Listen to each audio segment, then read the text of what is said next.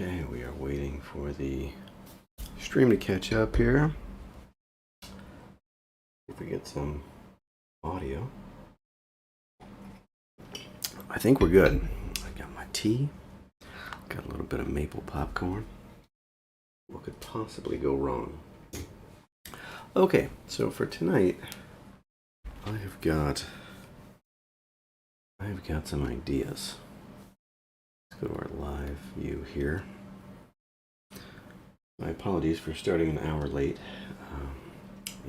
That's kind of how it happens. I need to launch, let's see, PureRef. Get that pulled up.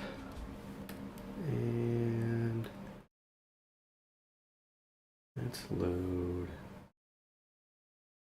Okay, so there are a handful of things that I want to do tonight. These are primarily Fantastic Tanks related. So we got some chickens in here. You'll see how those relate. And we've got, well, let's see, we gotta turn that off. Got some sketches of different tanks. So here's some newer sketches. Old design here, but cleaning it up a bit. And then, let's see, here, I'll explain these a little bit more later, but we got these chicken infantry. And so, let me zoom in on that so you can see what I'm talking about there. They're running up ahead of the barn. Oh, chubby chickens. Okay, we saw this one a couple weeks ago. And I think I cut this one out and I cut this one out. But I will probably just pull up, if we end up doing these, I'll pull up that file because we already did that legwork. Here's another sketch page here. These are done in Copic ink markers. Got another page here. I am using a later version of Photoshop than previously, so some of my hotkeys may be off. Hopefully that doesn't mess us up too much tonight. Okay, we got this guy, squid tank, and I think I've got another sketch of that coming up here. These guys.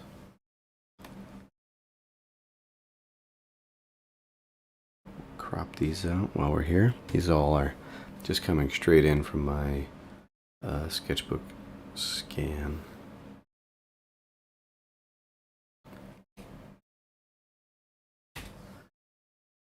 Alright, what do we got here? So this one, I actually took the time to give a couple different views on these. Normally I just do thumbnails, to get the big idea, see what's interesting.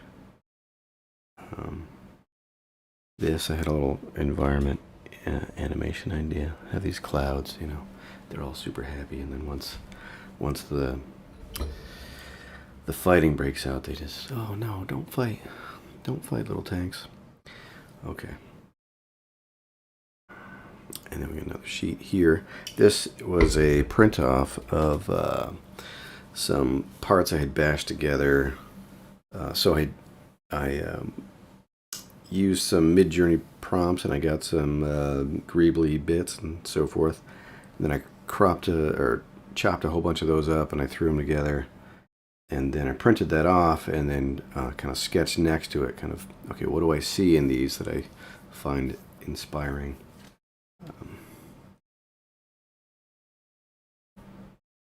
We got to do something to make ourselves feel like we're still doing work, right?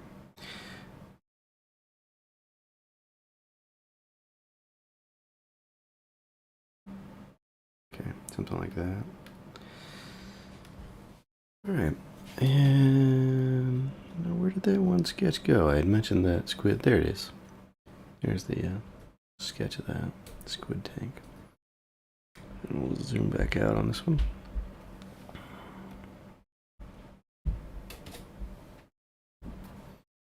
Okay. So, my ambitions for tonight.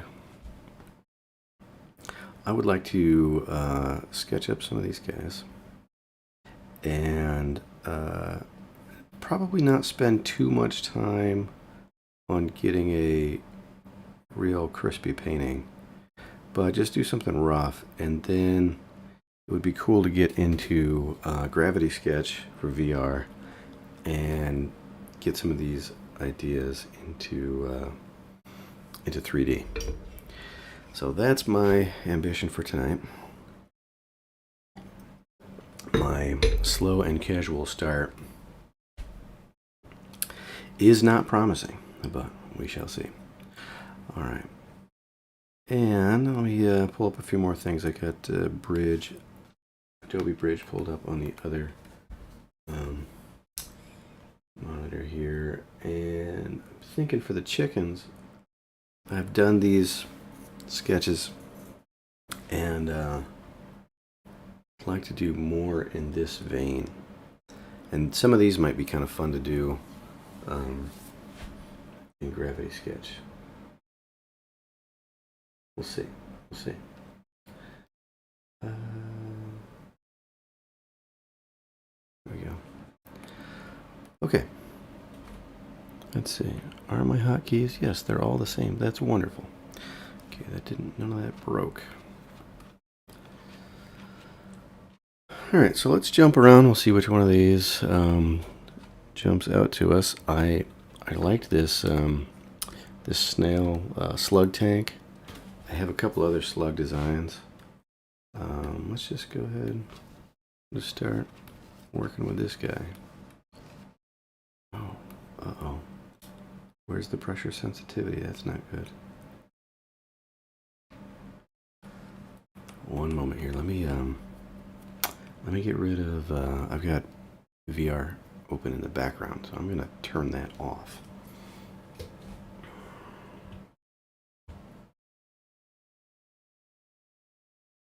And let's see if that gives us pressure sensitivity again.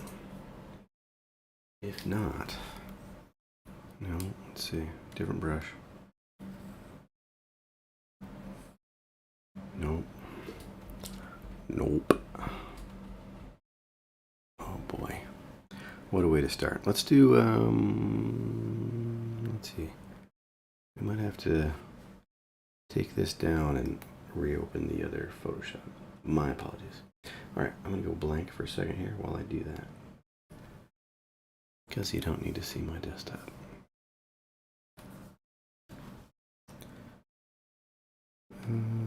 Bridge.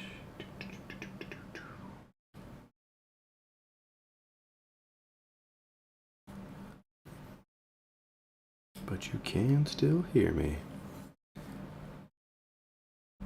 What is this? Close these out.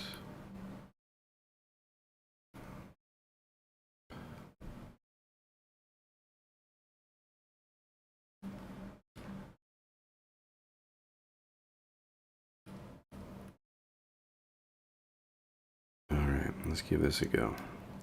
I'm gonna test this on the previous version of Photoshop. This is what you get for updating. You know, no new features and a couple of broken old ones. Alright, let's try not to be too salty today. Here we go.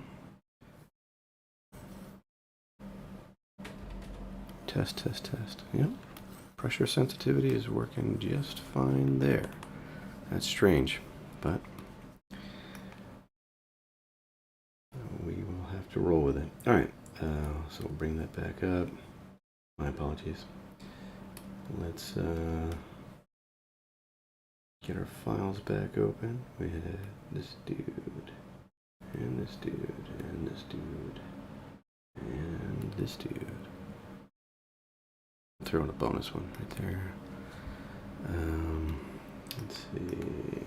Bring this back in. And this is the one we were working on. So let's crop that back down. We will do our curves again.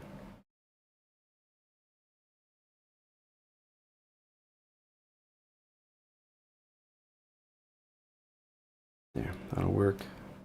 Maybe a little bit darker.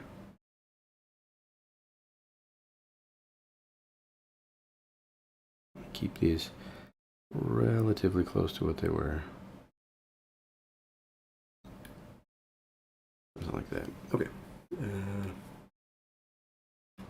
Try this again. Multiply.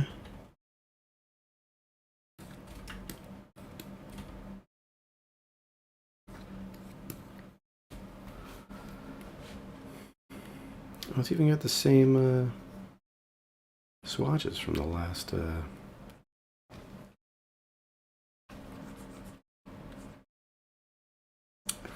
instance, even though we were in the other version of Photoshop. I'm talking about this plugin on Coolers. One of my favorite extensions for Photoshop. Alright, so let's get this sluggish form going on here. The question is where our points of articulation might be. And I'm actually gonna shorten this up a little bit. I've got it, quite a bit longer in the sketch here, but I don't think that's necessary for the 3D design. I'm gonna do some little wiggly bits on there. That's what they call them. In the nematode scientific community. Wiggly bits. I think. I can neither confirm nor deny. Mostly deny.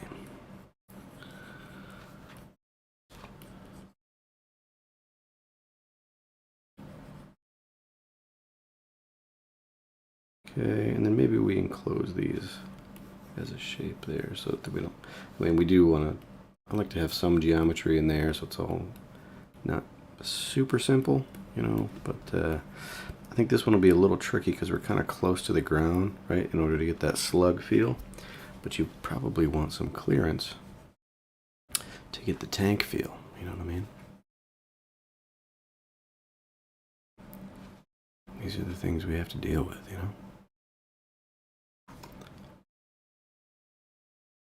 All right, so let's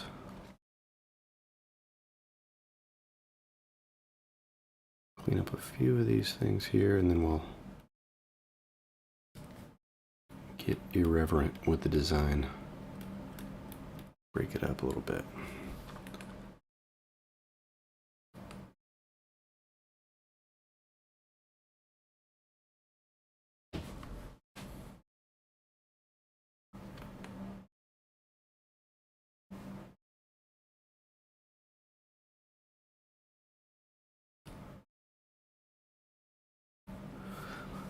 Okay, so I'm thinking I'm going to just take this, chop it up, and make these a little more, like, I think if these had a little more of a bell shape to them, like that, a little interior curve there, they would feel more sluggy.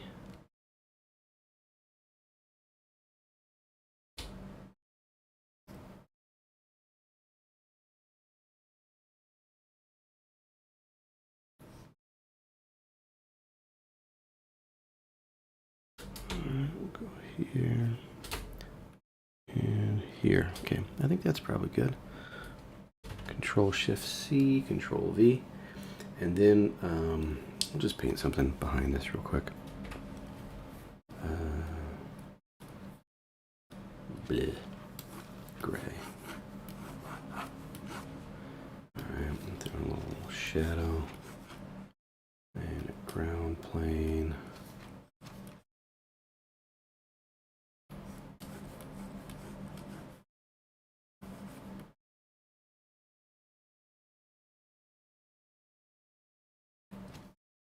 Maybe Just a little bit of space back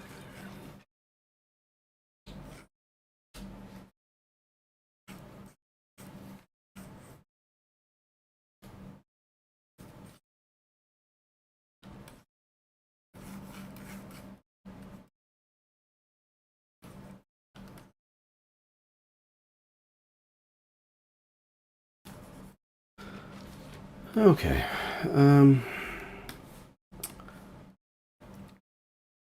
I got that pinned right now, but I'm not sure that that's really the way that I want to do this. I don't want to get too stuck to this shape. In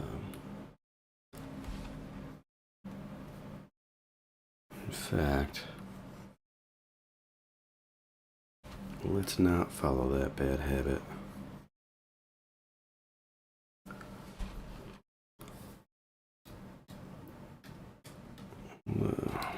Let's set that to multiply. We'll merge these. Hide that stack. And then I think we'll start with just liquefy.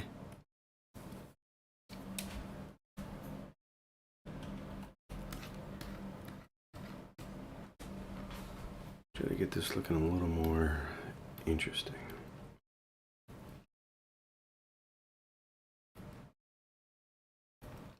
These could be a little more bulged out there. And then I kind of like the idea of that negative. So like this could be positive, right? So it's like a dome, you know, give you that kind of tank turret feel. And then going negative with it makes it, I think, feel more like a slug, where you've got, you know, everything kind of culminates in the eye. You know, that the flow of the design kind of pushes you up that way.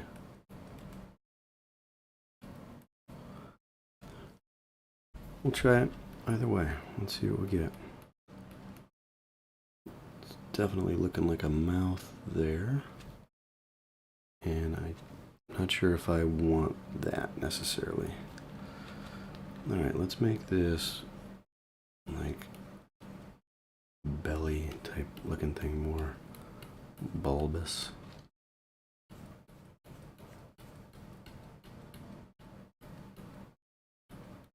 So I'm thinking we'll push this all down, push this out.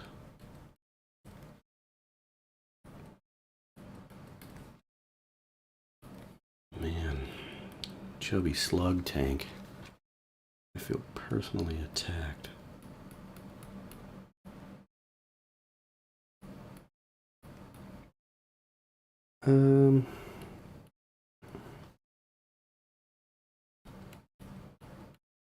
Let's try to get these little shapes here to just be a little bit smoother, so that they. I mean, I guess I could paint that rather than doing that in liquefy. But it's almost frog-like, which is another, you know, tank design I want to do. So do we want to? I think I like that. Let's go with that.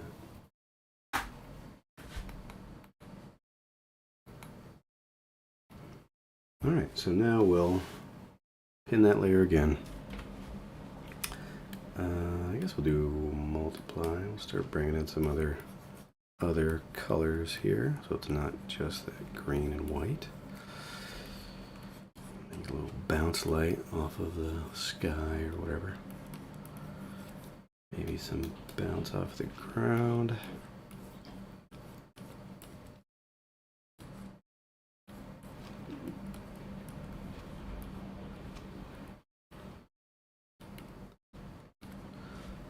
Okay.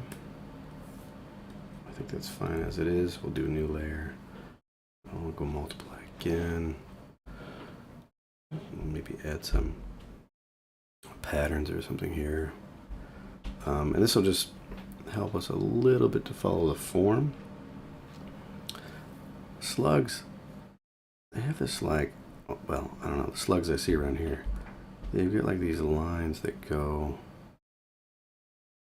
like all the way up their back, and then it all comes right up to the eyeball. I don't even know if you can call it an eyeball. It's just an eye of some sort. Let's darken these up a little bit. I like the idea that he's got like a little lip there. Maybe a belly button. But at some point we're going to have to make this more tank-like, you know?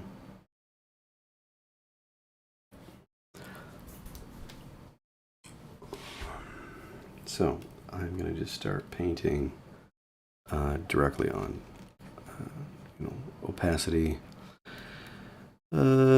regular, normal blend modes,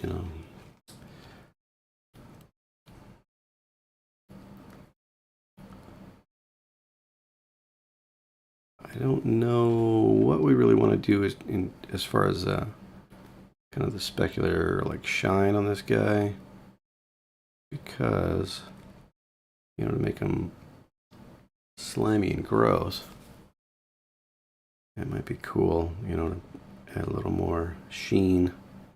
However,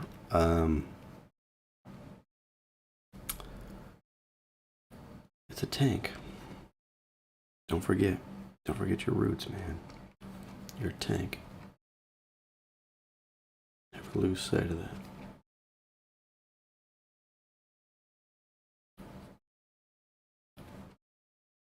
Alright, let's darken that up in there.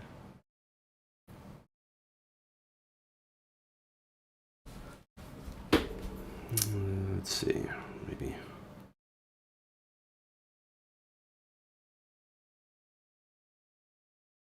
Bring that down a little bit.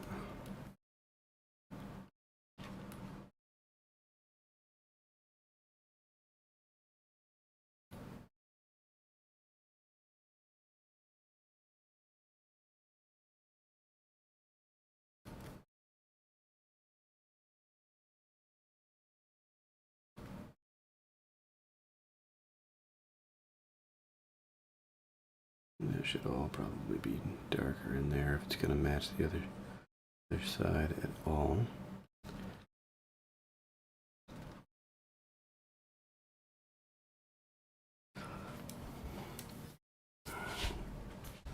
All right, let's figure this portion out here. If this is going to be a tank part,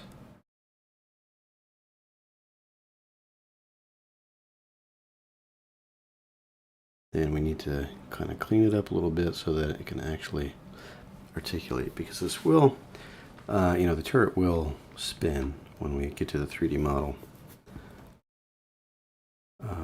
And this will be, if we decide on this design, it will be 3D printed. And so that will need to be something that is included in the design, is the ability to rotate.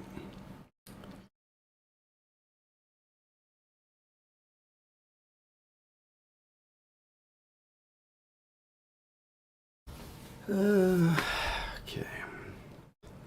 Looking at this thing, squinting, thinking, what does it need?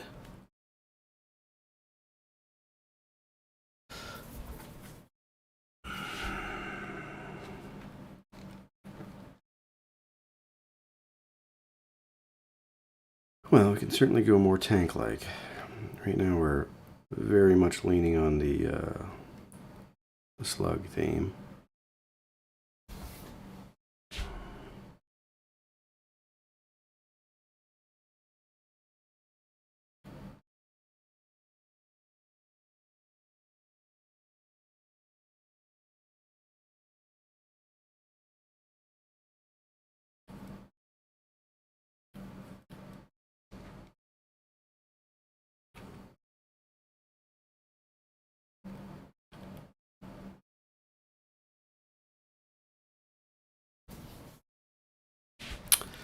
All right, let's do that. Let's go tank parts.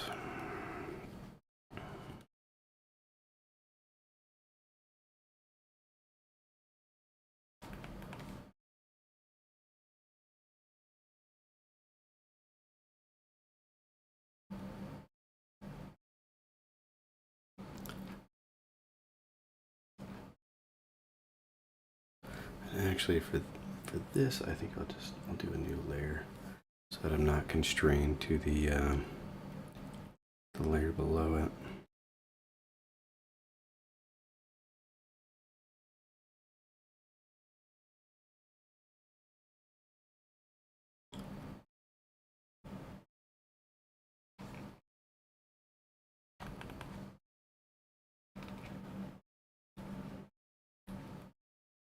Then we can merge those in later.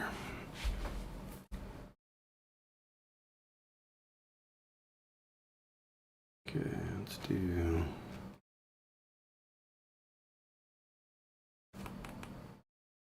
like a little like on the T series tanks, they've got this like rather the older ones, they have these lines. I don't know, like, they must not be hydraulic lines. I don't think they would want those exposed, but there's like kind of piping that goes along the upper turret.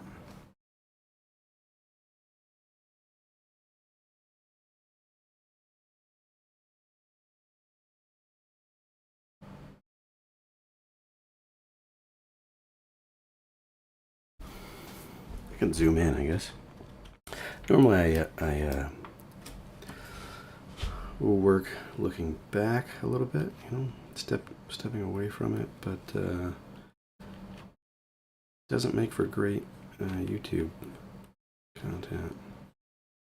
You know, seeing this tiny thumbnail the whole time.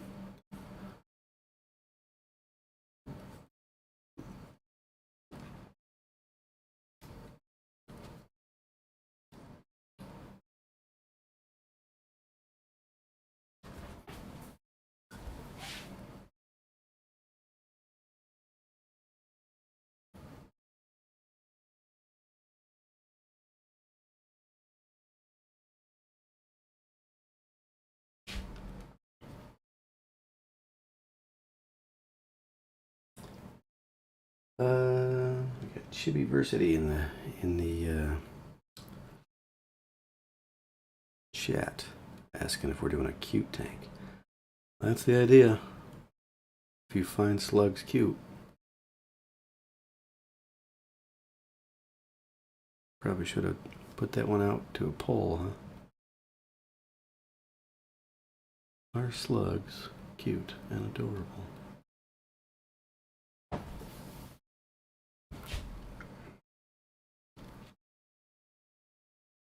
I'm gonna go ahead and say no, but I think we can pull it off.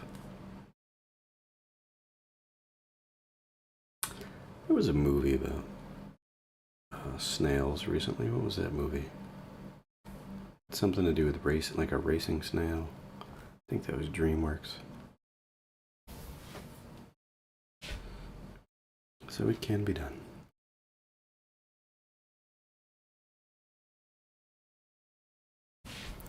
I'm going to return this to the dome shape.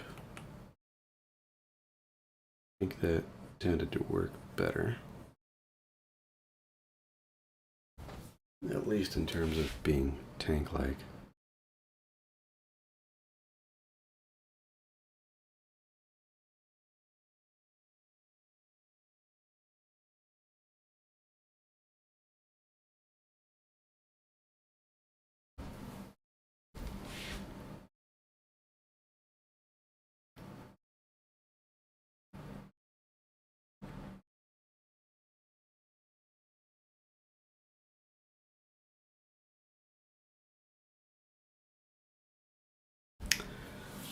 Okay, it's gonna need more. I don't like that belly button. Too much. You're going too far, Eric. Okay.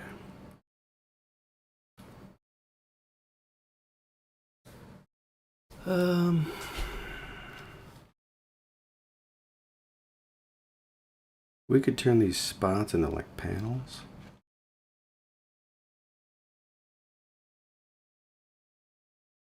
Or hatches or something, you know?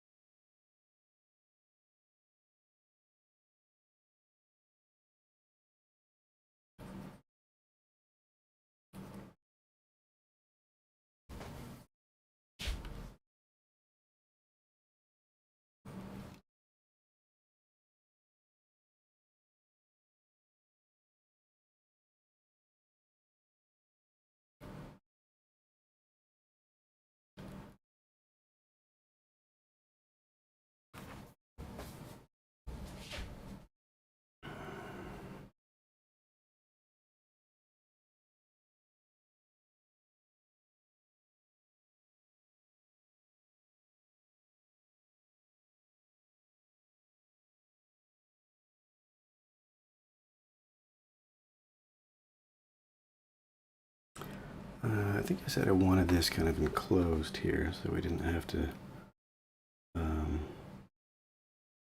mainly so that we don't have to deal with a whole bunch of very tricky 3D printed parts. Though most designs you can figure it out. There's a will, there's a way. But you might have the will to find another way.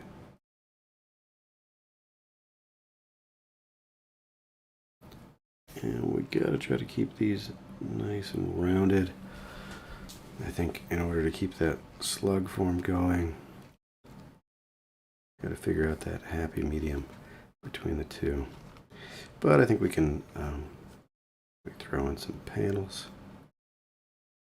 You know, that's not going to be the end of the world to do that.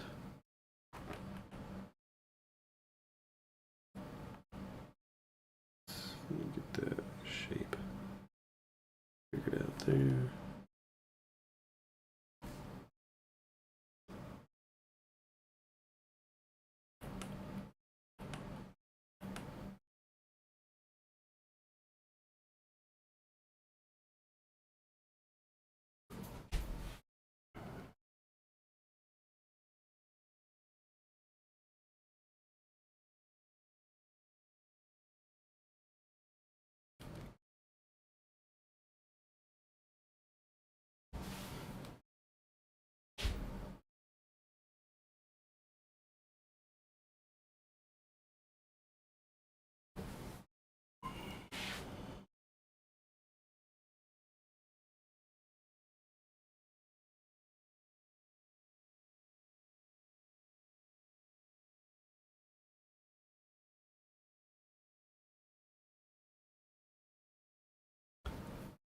Okay.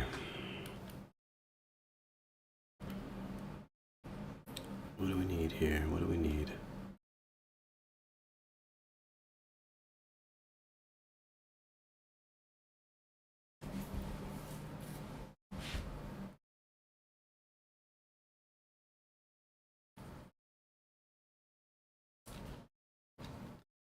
Reestablish those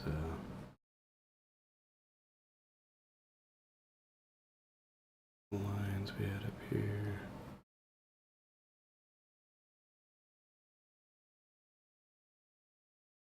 Maybe put a little gizmo type thing there.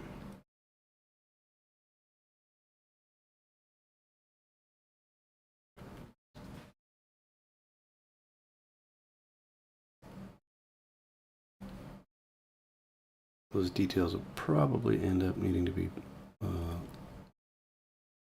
larger.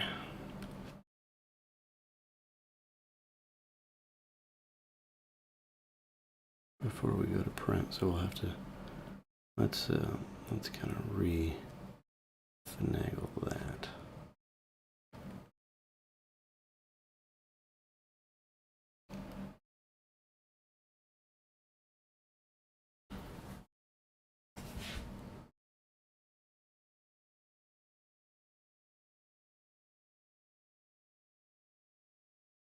Don't like that.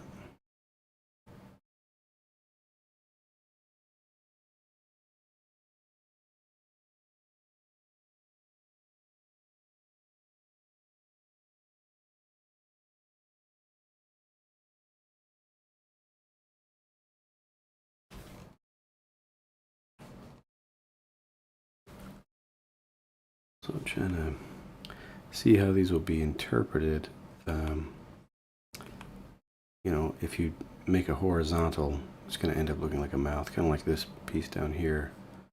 And we want to be careful about how we do that, so that it is at least, you know, mindful in some way.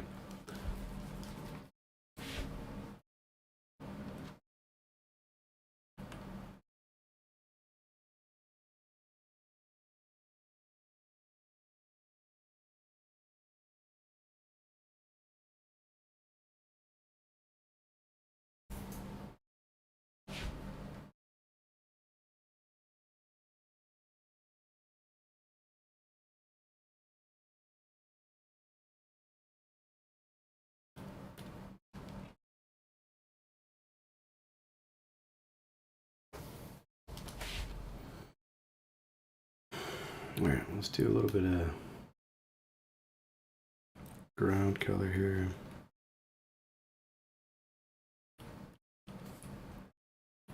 I'm not in love with it. Don't despise this design, but I'm not like over the moon, you know. Might have to stew on this one a little bit. Do a couple different angles or something.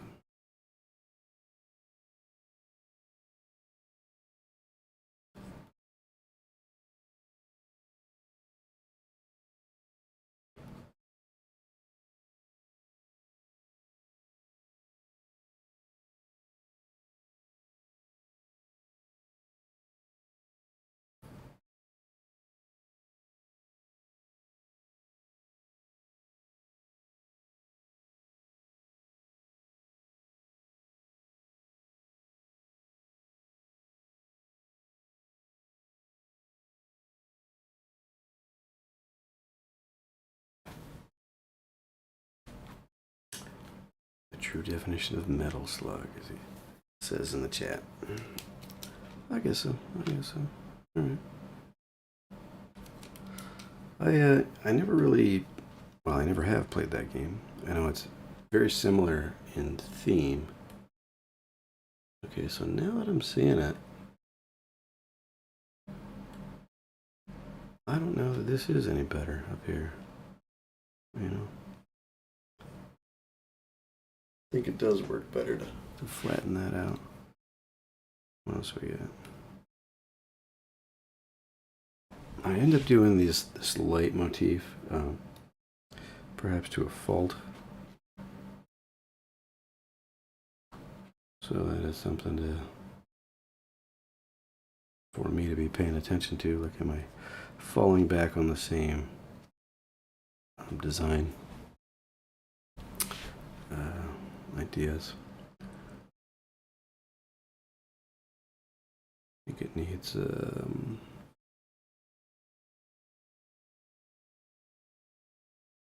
like clamps and tie downs and maybe like a vent, you know. Maybe some markings.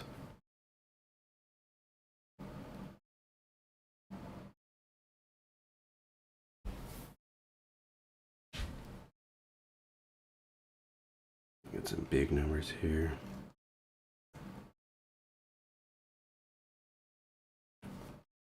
Let's do this on a separate layer. We'll go.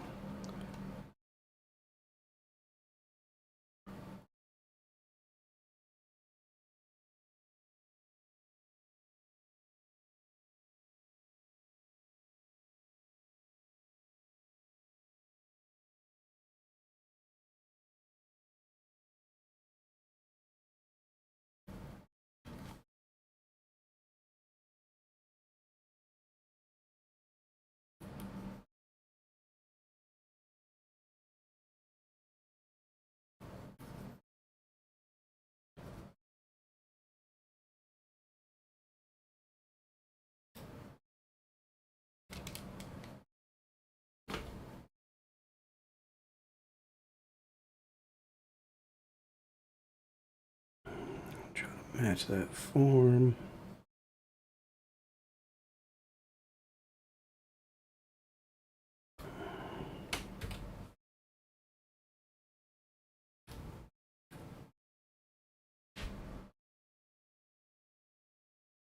We can first go with like screen or something that preserves some of the light underneath it, but I think we may end up needing to do like a blend if type thing or mask it out.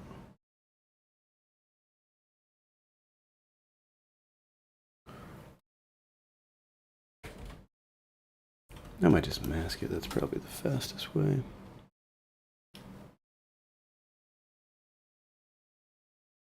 You know, the blend if option is great. Would probably end up doing that were it not for the likelihood that Photoshop will crash. Okay.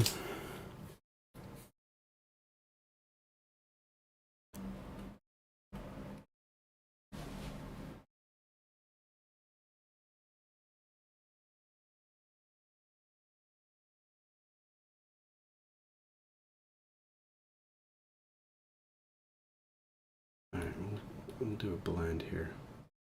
A little bit of screen, a little bit of normal.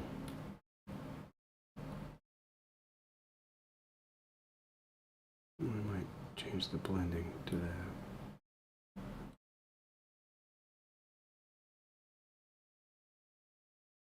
Okay, and then underneath this, you know, we can do a multiplier or something to bring this all down so that it, you know, those numbers pop a little better.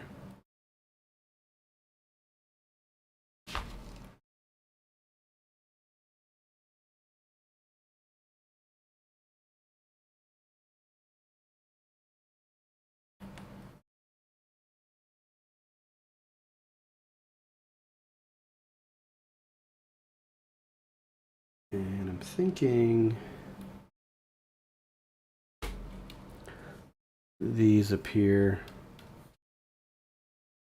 probably need, you know, some kind of way to pop out a little bit more.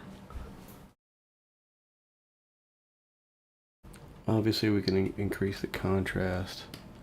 I do like the idea of them being kind of a smoky, you know, maybe a little smokiness out that vent there, make it symmetrical. The other side, a little more filth down here on the bottom.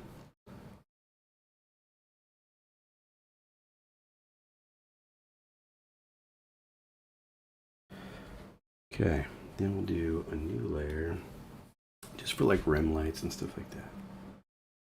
Can we? There we go.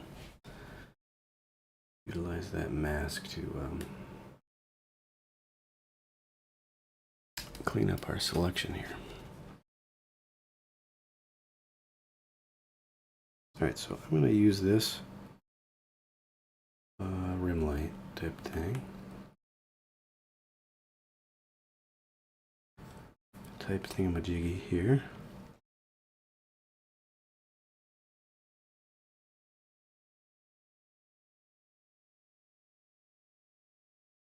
And I might end up changing, you know, alternate colors for the various directions.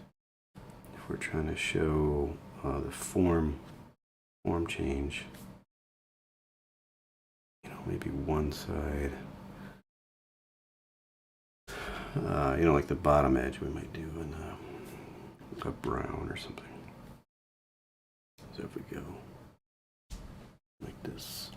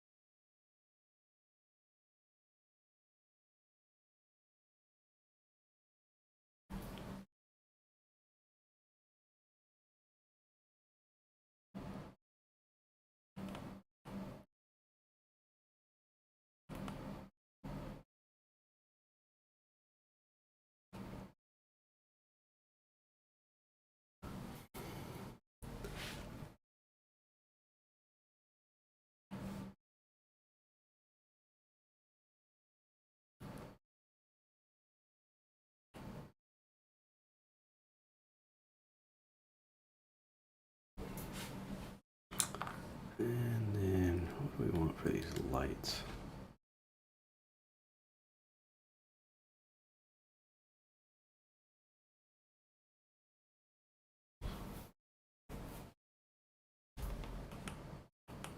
I think I'll do a new layer for this. Bright yellow or something. Orange.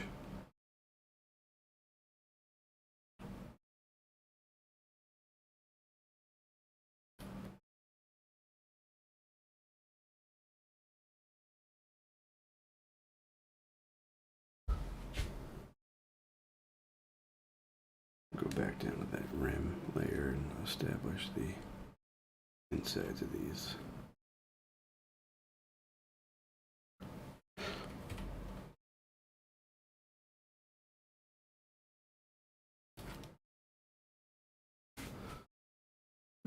Okay. Let's merge all of this.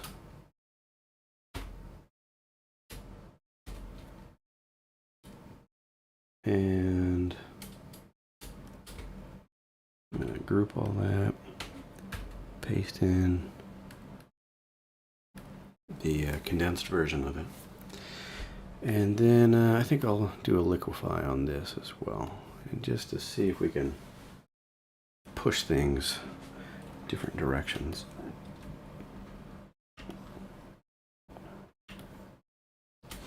I'm going to keep it kind of small. I'm backed up here, looking away. Not looking away. Stepped away. Squinting at this thing. Thinking, how can we get just a little bit more mileage out of it?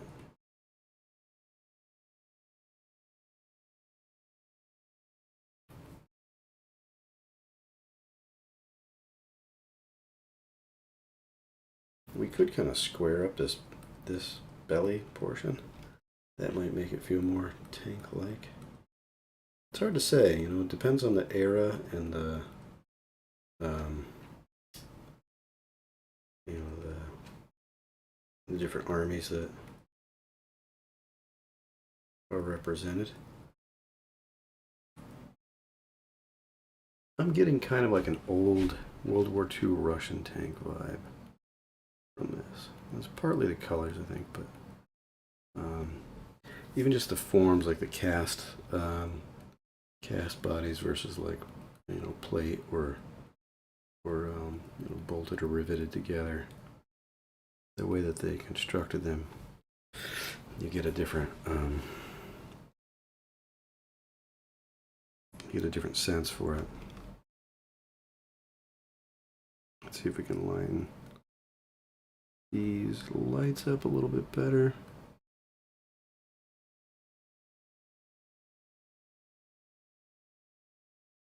Maybe overlap that one a little bit. I might be getting too fussy with it.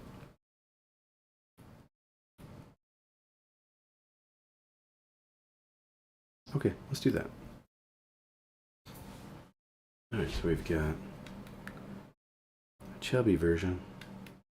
Slim Slug. Alright, Slim Slug. Let's do an overlay layer. We must do this. Let's get our light. Let's do something warm here on the ground. And then we'll go cool but bright for the body.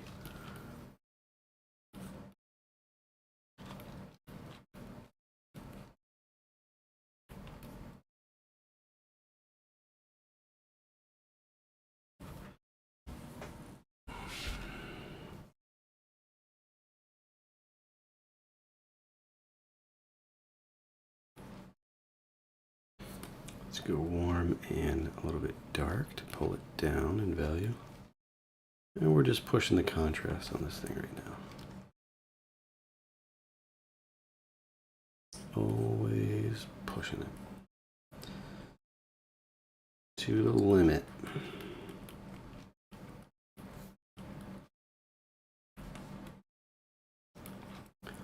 All right, let's get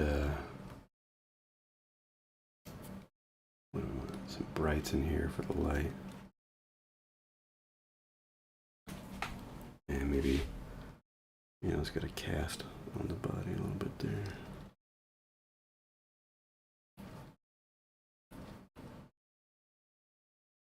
I don't know about that. That might be a little much.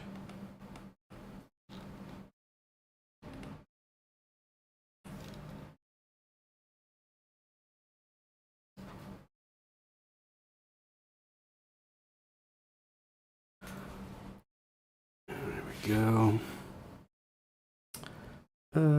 What else do we want? Maybe we'll just kind of throw some of these edges in here.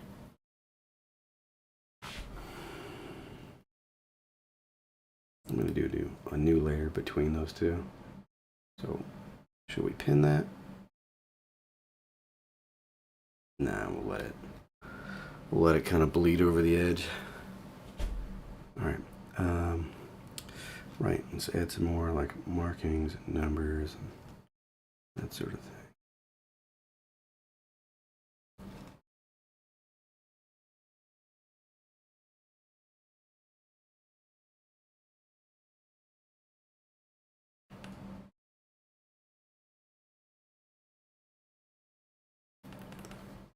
Don't want that underline there.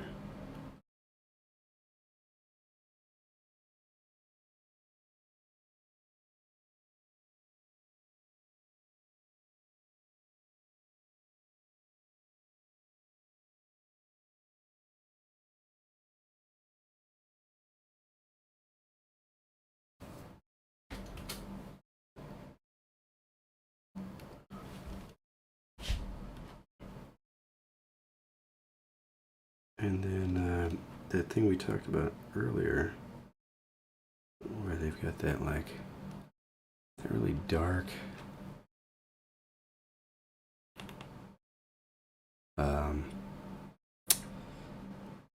line. Sometimes a yellow.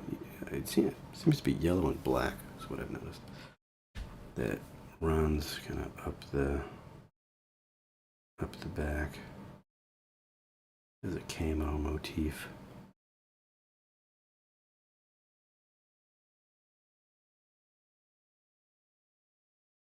I want to make sure that it does not look like a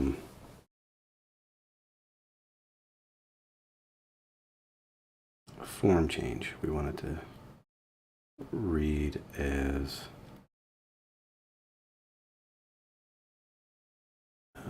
paint under the surface.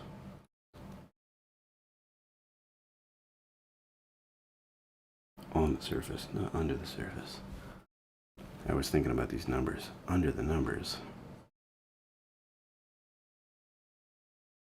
On the surface.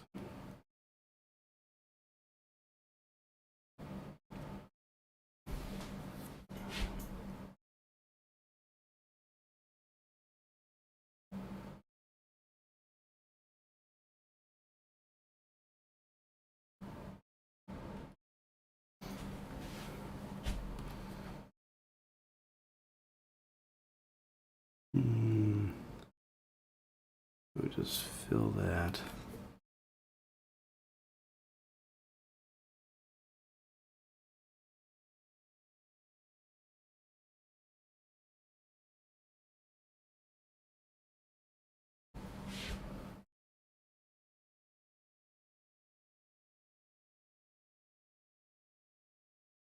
I think it's going to require us to describe this form more clearly.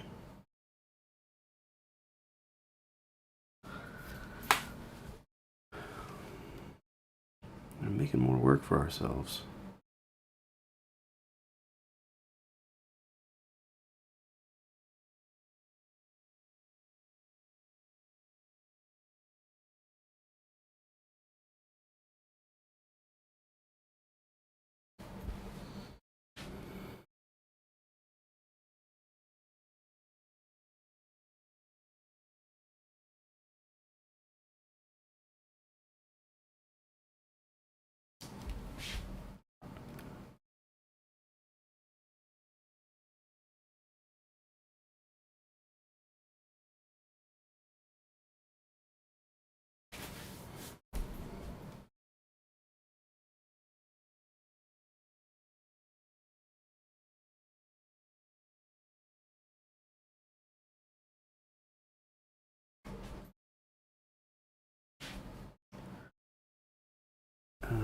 So maybe if we bring this down here,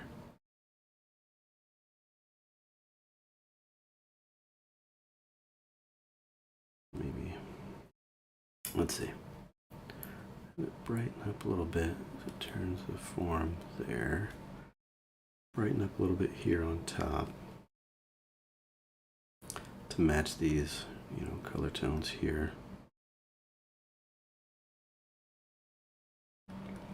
And then I think maybe we carry this white up and over the form and just cover it up. Cover up that the brown stripe that we added in.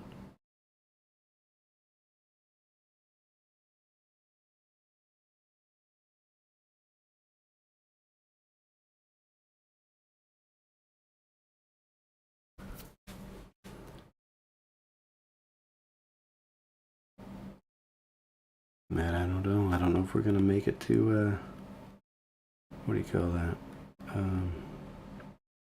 The VR headset tonight. I'm getting lost in the weeds.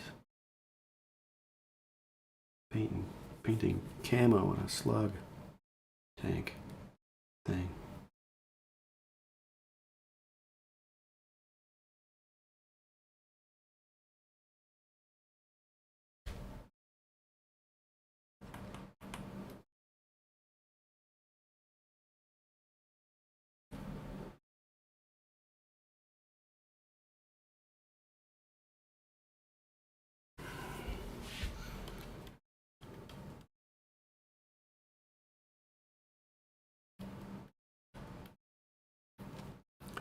Gonna add a little bit of modulation here.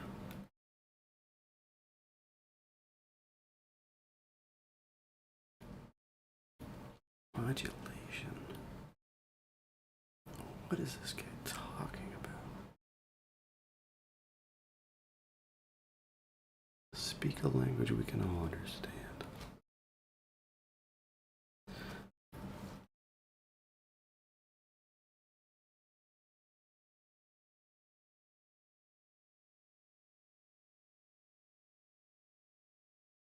Hmm.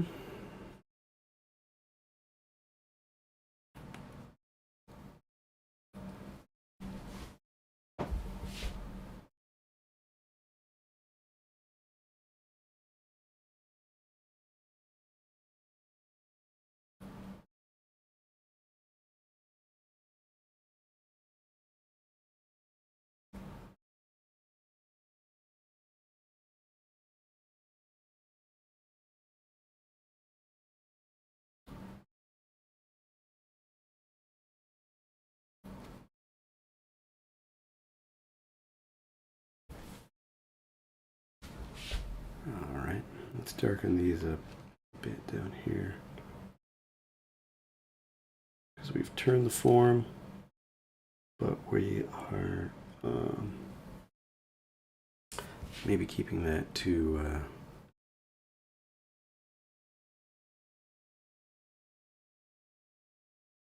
too contrasty, too bright down there. I think we need to push that down and away.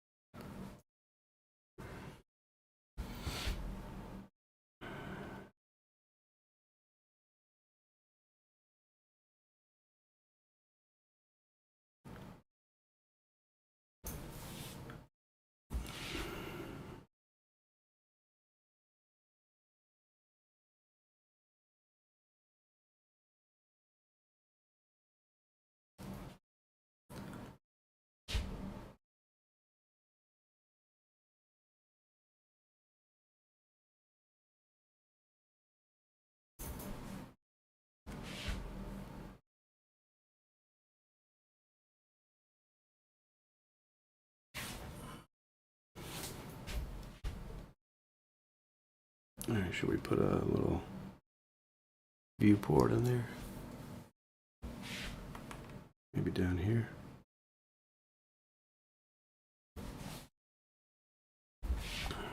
Best place for a viewport. Where's it gonna be?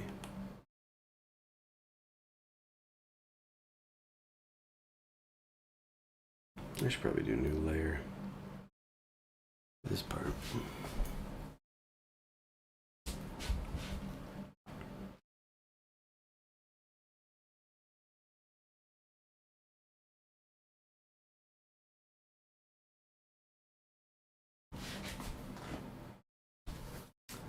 I mean, that wouldn't be the most logical place for it, but it is a slug tank, so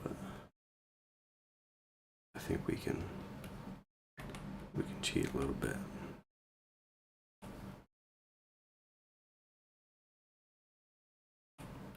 No, no.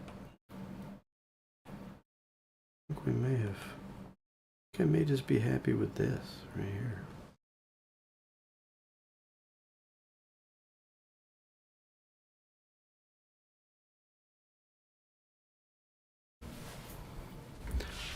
Lighten that up just a little bit. Maybe have it catch a little bit of that blue. I think this has got to come down in value there. Much as I want to delineate that edge.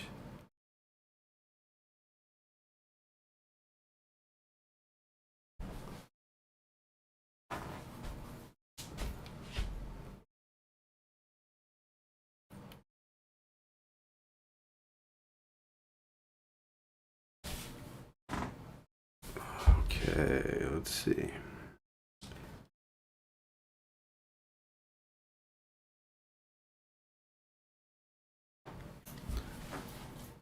A little bit cleaner. Do we need to smooth this out? Might be the right approach here.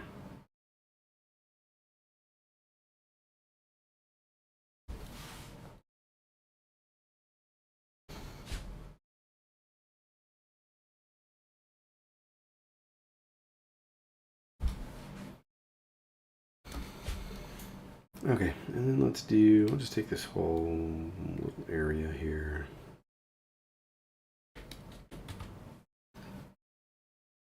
I'm gonna merge that, duplicate it a couple times and merge it so we get a nice crisp edge on it.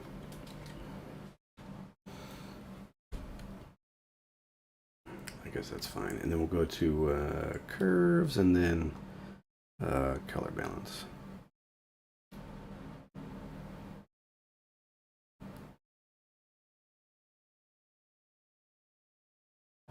We should not really have any white in the scene right now.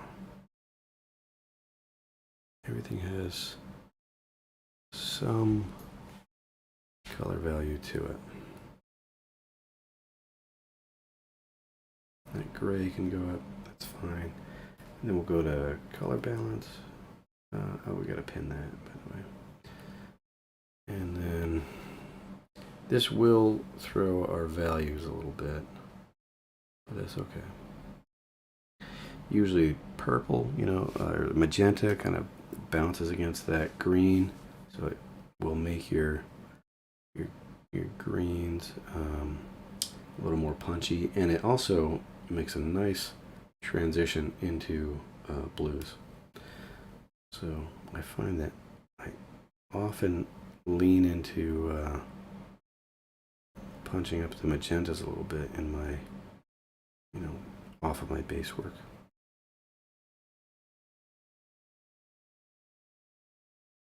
And then we got the highlights. And depending on how I'm feeling, I typically try to balance, you know, white balance, but you might want to just go for mood, you know, like a local, not local, a sky color or something, you know. Yeah, this gives you that evening kind of light.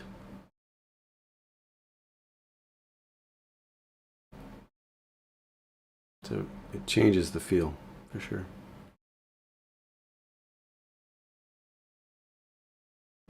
I think somewhere in there.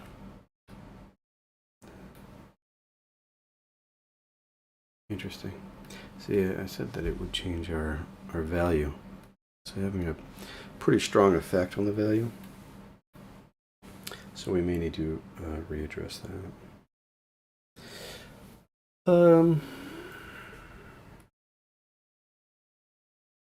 We can change the order and just duplicate that.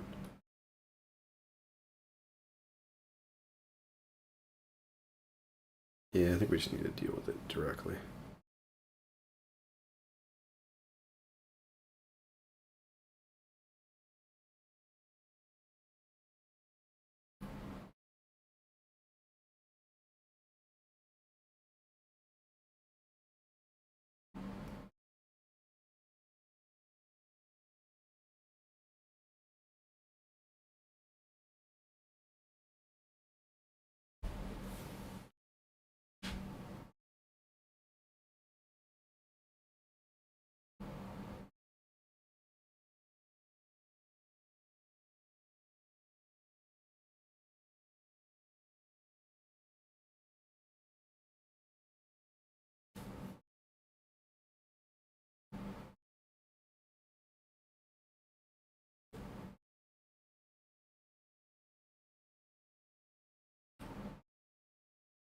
It's funny, we may have ended up just in the same spot.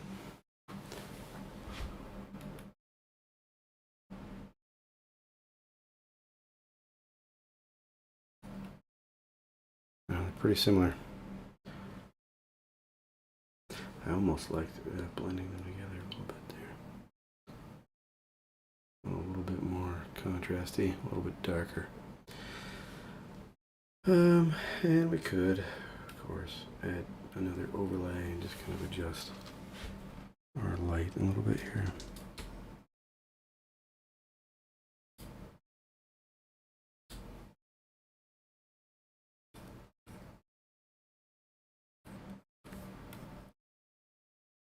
Maybe punch this up around the Canon eyeball type things. Maybe give a little glow on that.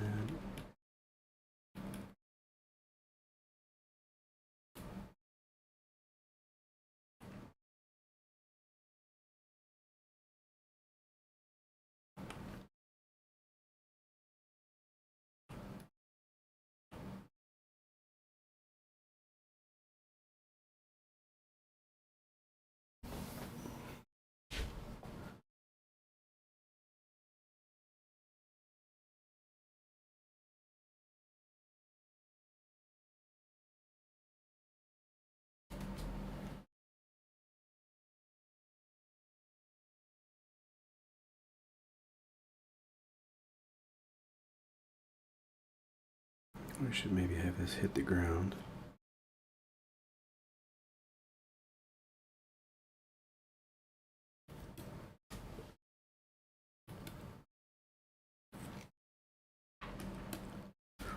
And I don't know, do we want a little bit of it to bleed up here onto these guys? What's it gonna hurt? Could ruin the whole thing. Okay, all right.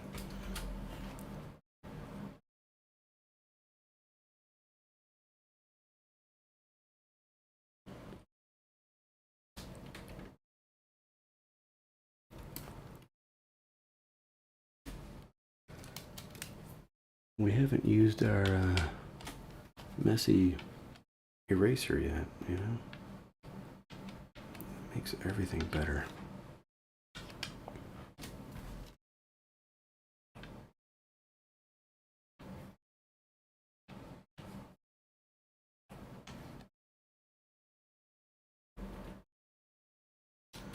Or our smudge brush. What are we doing? Just wasting time here.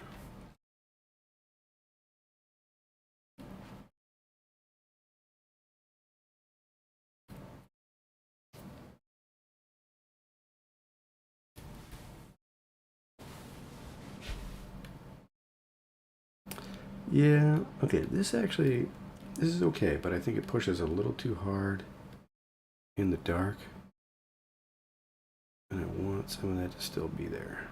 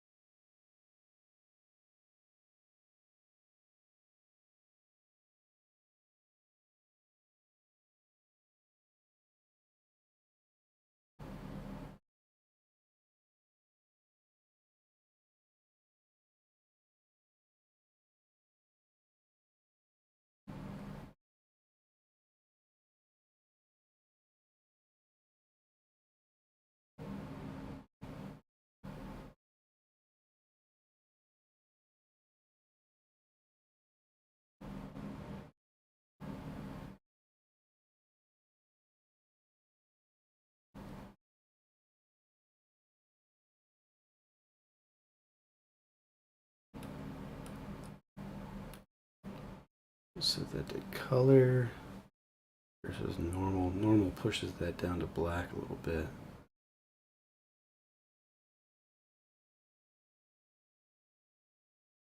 Though it may just be the contrast that's helping. I don't know. Hard to say. I'm gonna go with normal. Pull it back just a little bit. Duplicate that. Go to luminosity.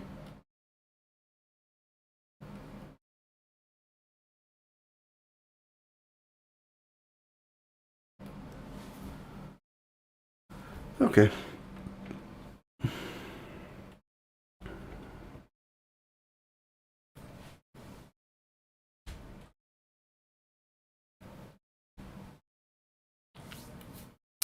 I like this one. I think we should hold on to that. Look through our other things here. We got our chickens. When I had to switch over, I lost the sketches that I had pulled up. I mean, I can come through them again, but I think we can be a little bit more selective about that. Let's see.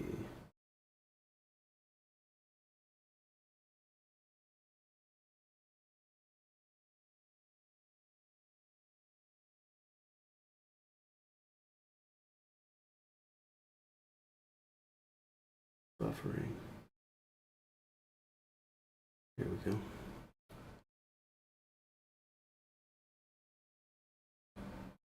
Bringing our chickens back.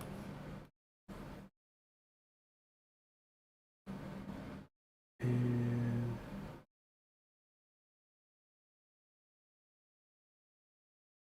there's another one here that I'm looking for.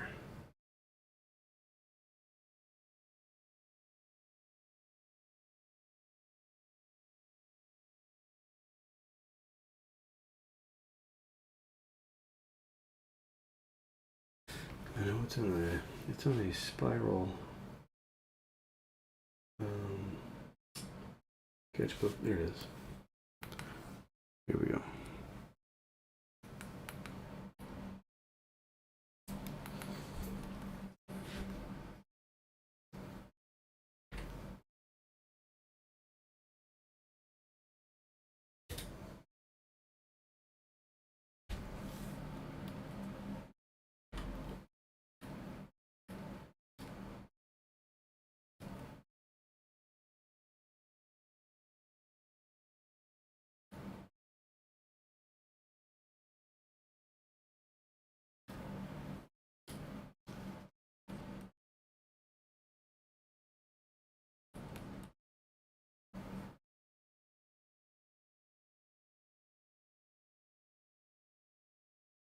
This is one of those tricky things. Like, how do you depict,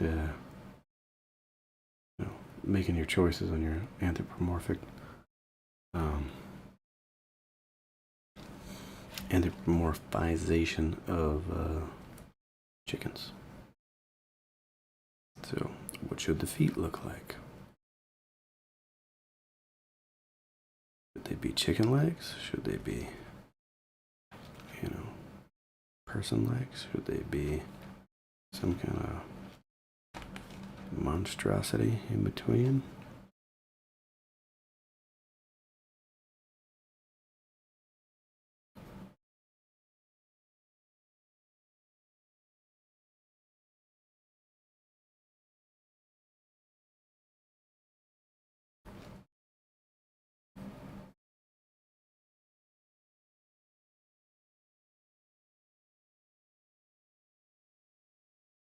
Should he have a tail?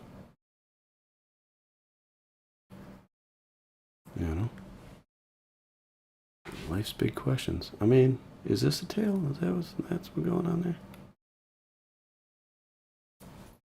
Tail feathers?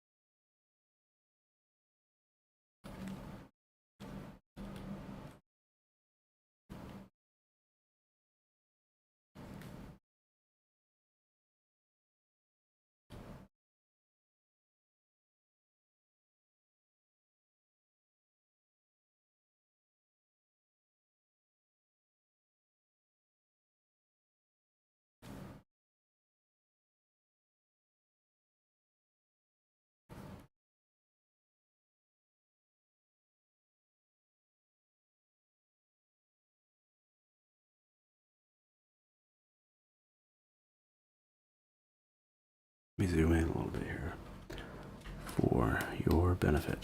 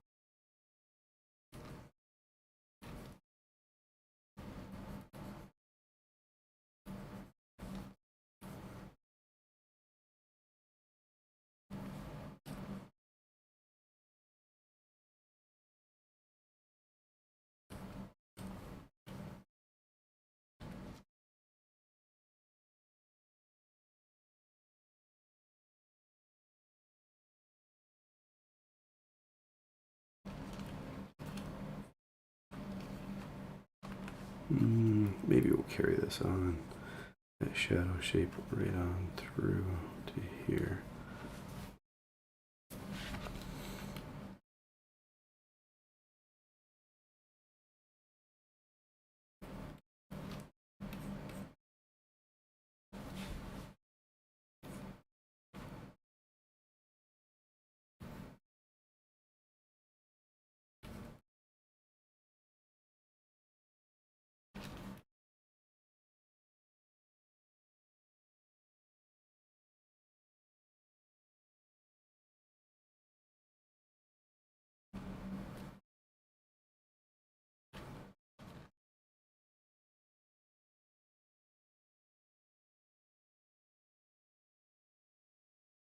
And for these chickens, we've done this.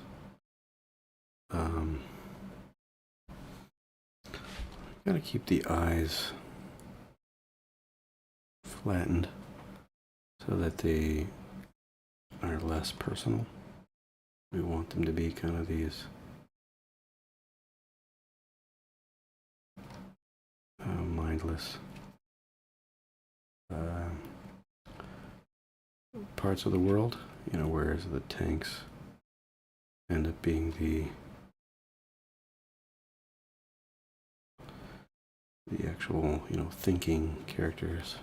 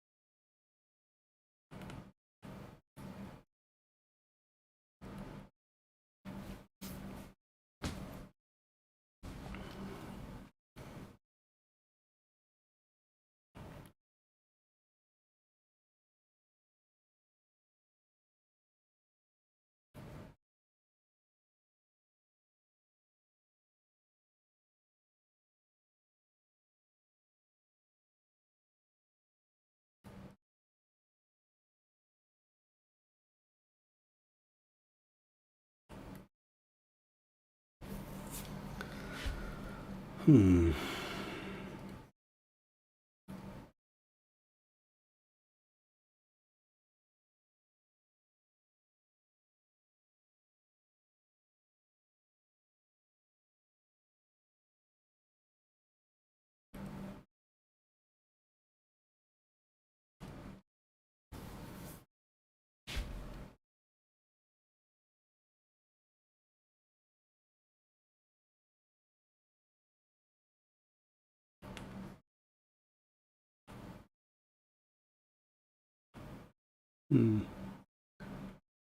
How do I want these tail feathers to work? I don't know. Something like that, I think. All right, let's diversify some of our color here.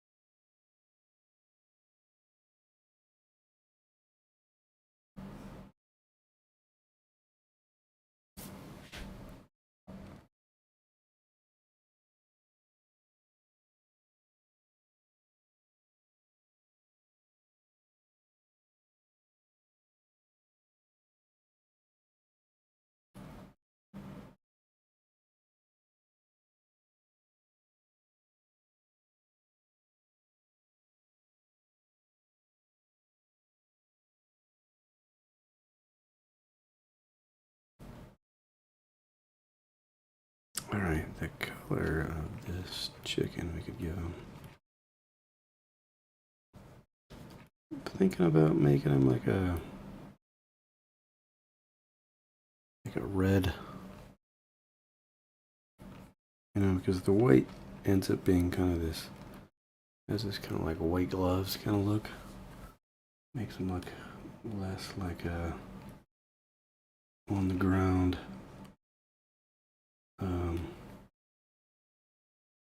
fighter and more like a, I don't know. He doesn't belong out there, basically. Too clean.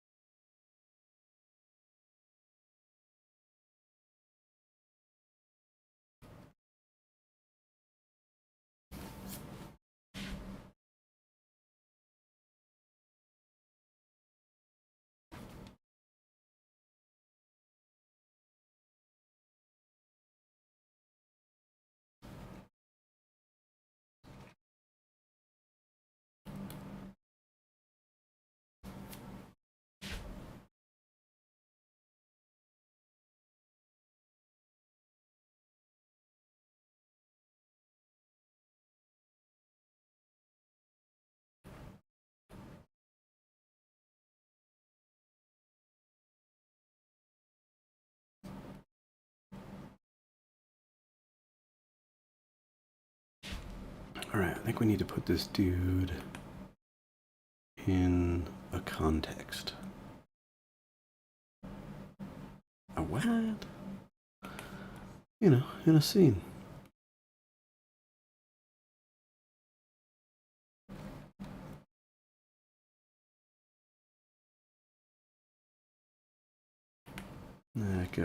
That got a little too loosey-goosey up in there. Let's try to clean that up there.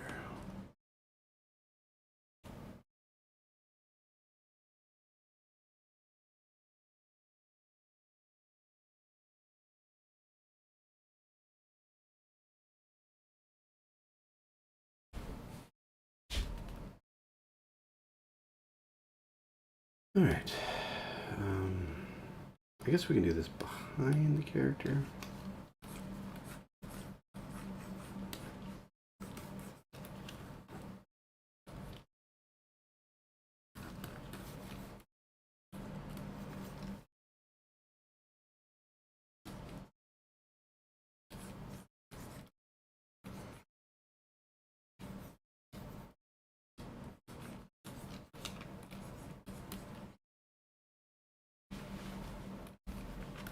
He's just out in the open. You're making a huge mistake.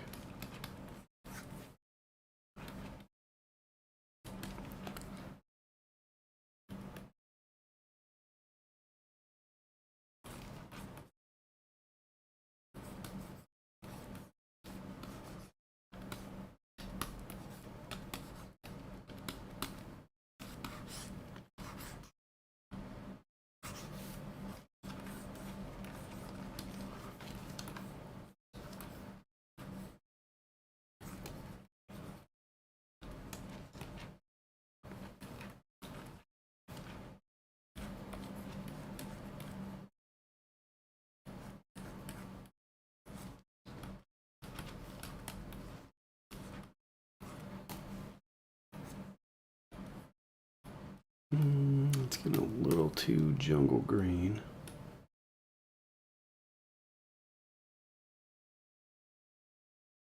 I don't mind green, but you start getting those really bright kind of yellows in there. That's when you're applying a lot of light coming through, from behind. But yeah, if we're not careful, we end up with a very Pacific Theater kind of look. Which I suppose we could roll with that.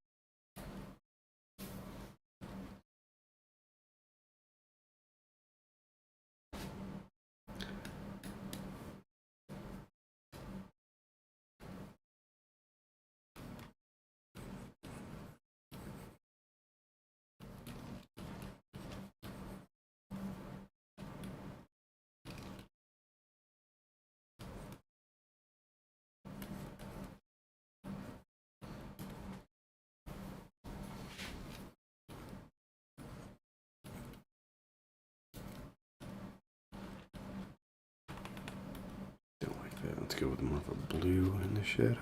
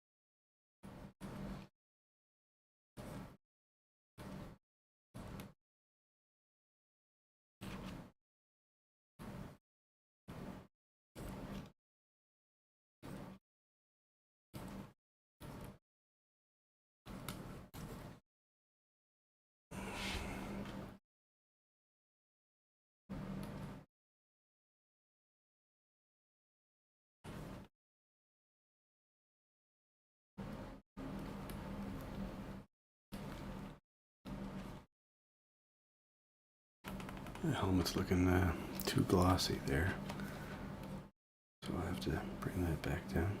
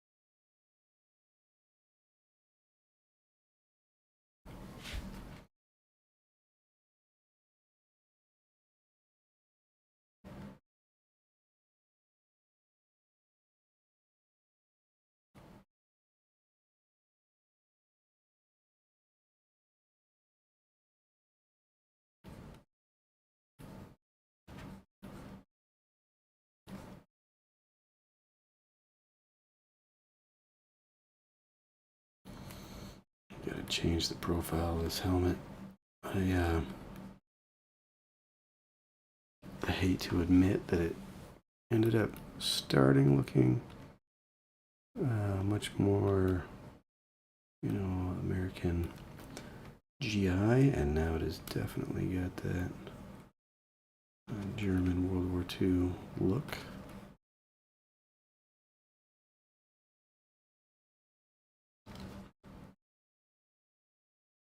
So I don't have to, but I would like to pick one and go with it. And my original intent was much more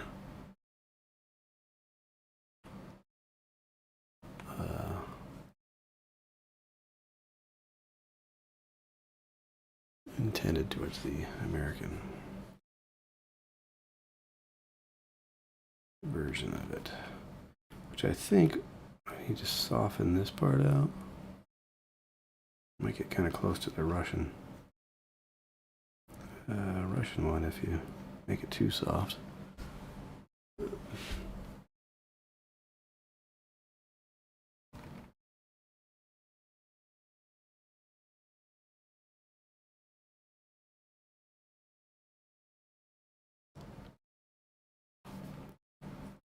Don't make me look at reference.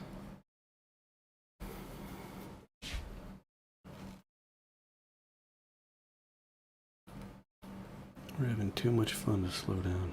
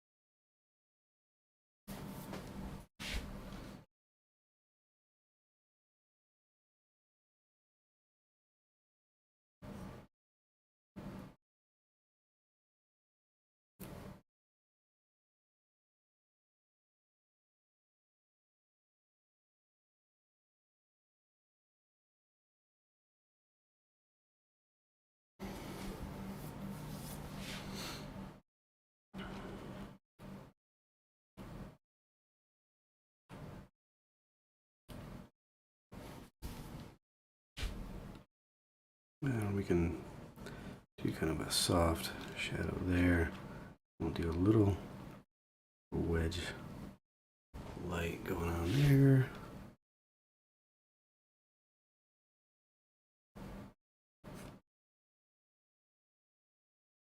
Maybe we'll put the rim on those folds.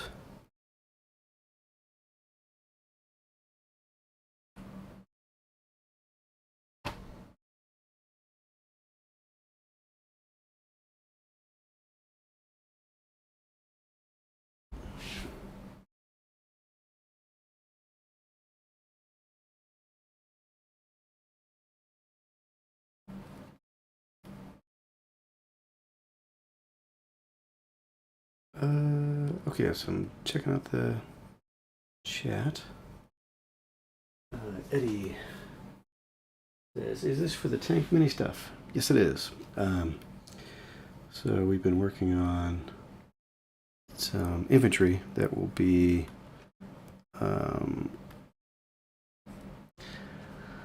should allow us to do more with both the character side of things, the story development, and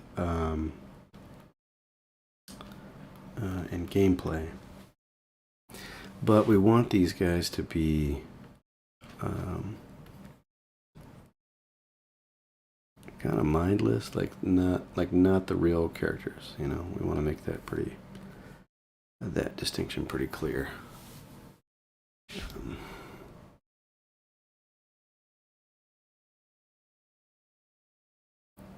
And I think we could do that partly through animation and their role in the project, but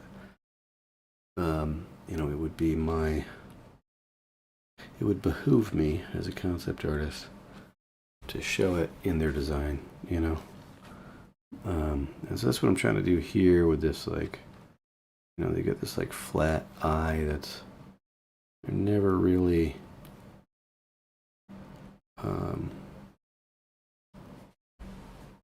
they're kind of emotionless in that regard. And that was a choice.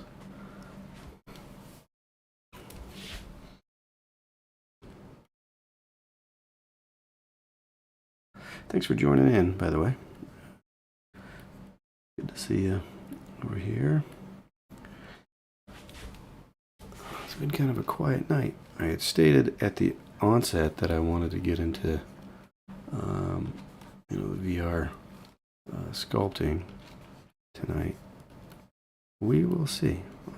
I might still have that in me.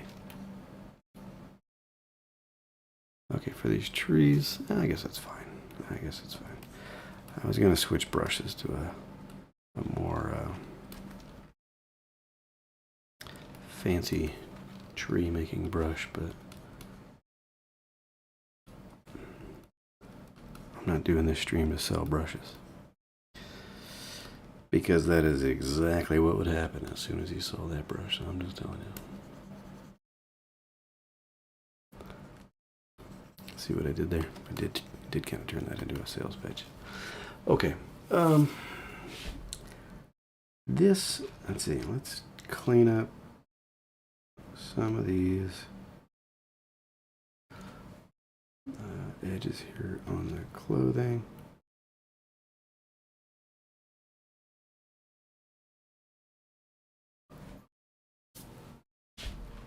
Maybe we can have a little bit of light coming through there. Again, clean up these edges maybe.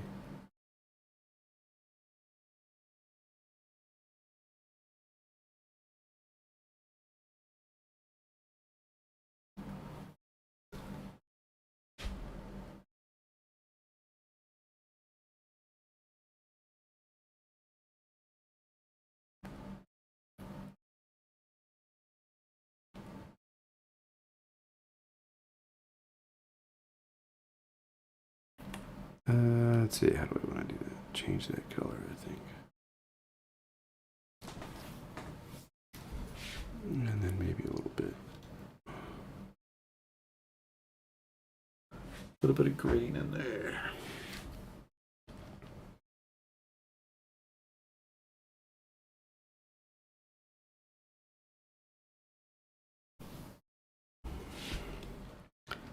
And maybe we'll just smoothly shade that over. Nah, didn't like that so much. It could use some like mud or something down here.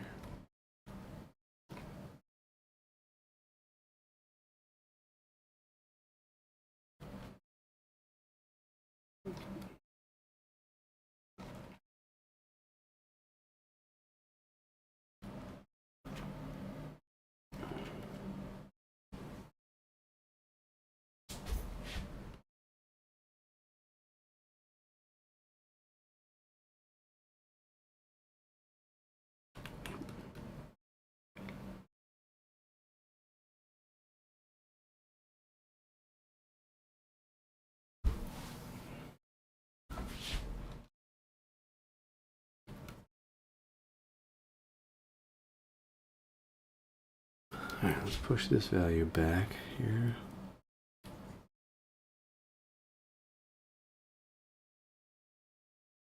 And back there. Just to separate that from the background.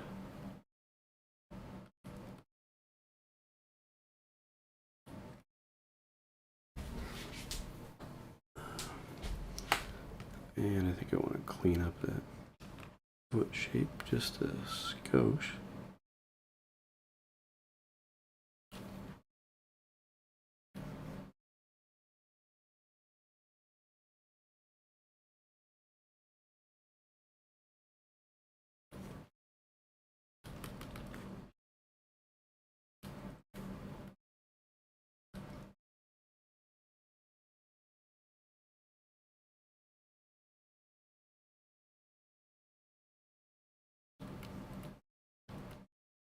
Okay. Oh, left a little bit of light in there. Didn't want.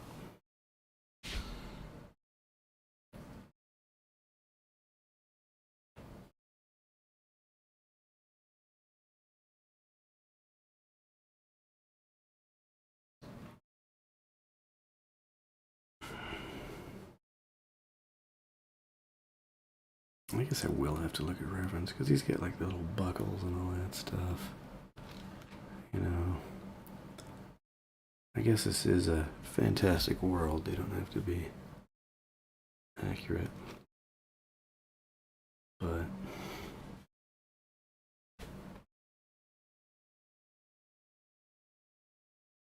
believability. It's a chicken. What am I talking about? Believability.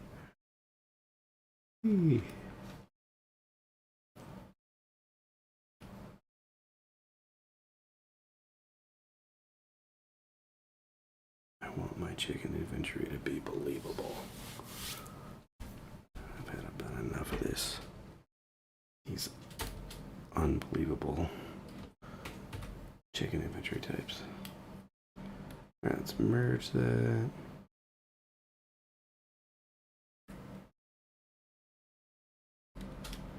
I guess.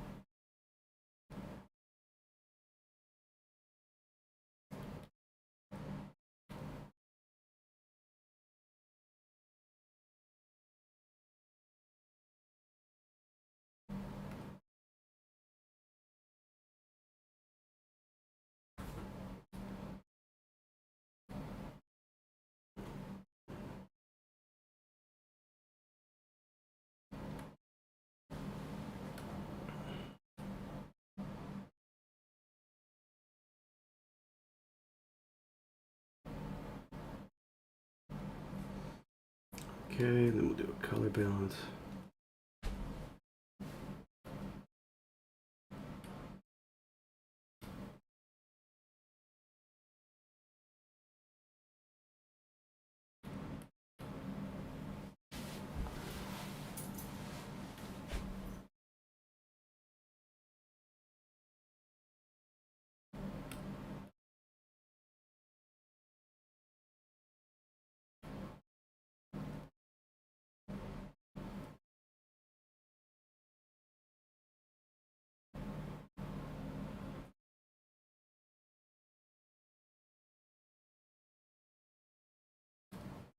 And I might push that just a little bit further. I know I already did the curves layer, but it's not beneath me to stack them 10 and 20 times over.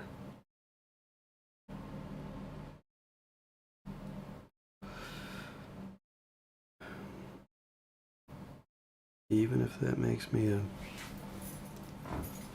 bad person.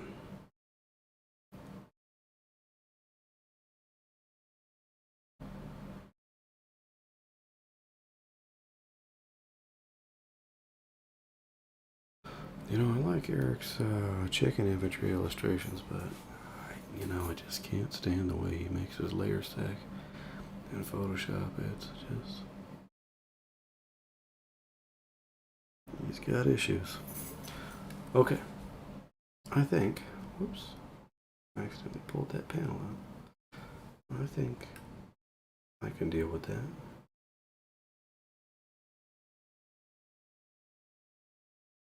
It's funny.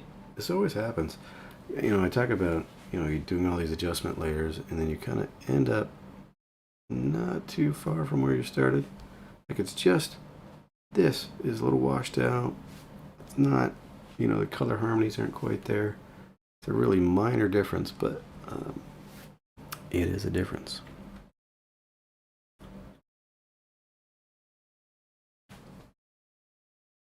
Okay, now let's go on to this dude over here.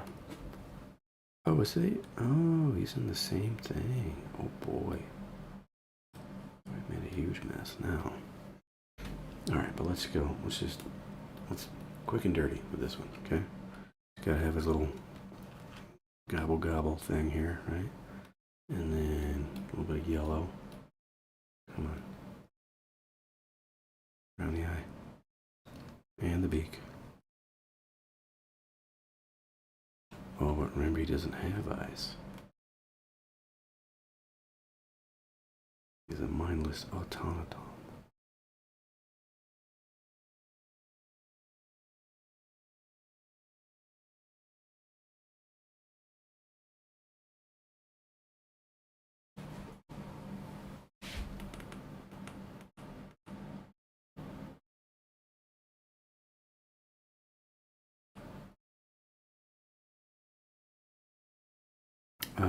Let's give this a background.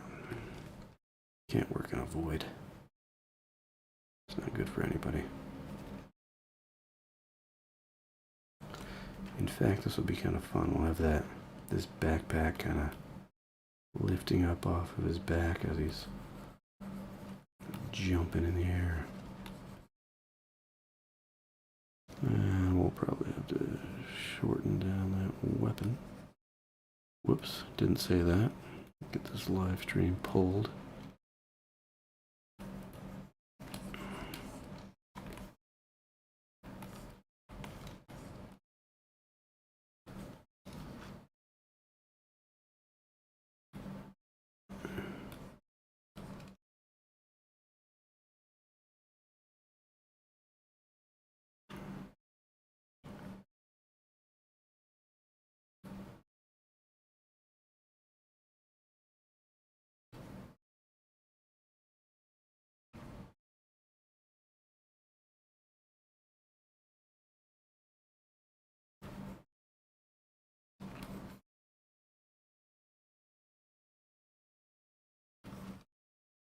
All right, let's give this a little bit of energy here.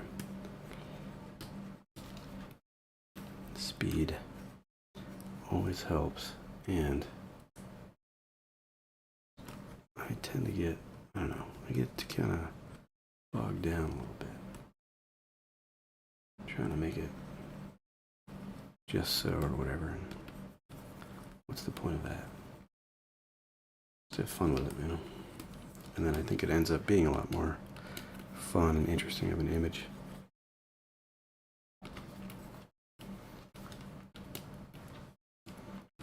If only it could all be fun.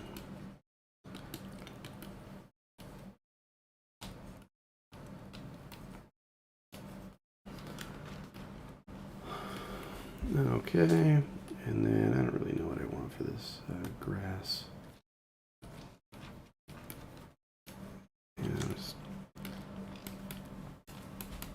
Something that explains that, hey, this over here, you know, is closer than what's back there. However, I do want to have this feel of, like, you know, motion and lunging through the air. So I think part of that is going to be accomplished by unifying the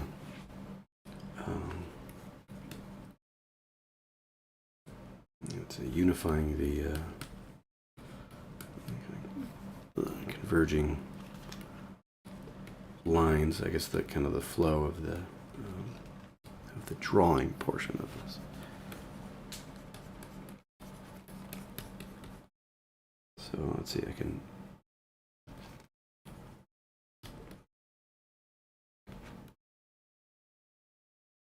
See, let's push this farther back.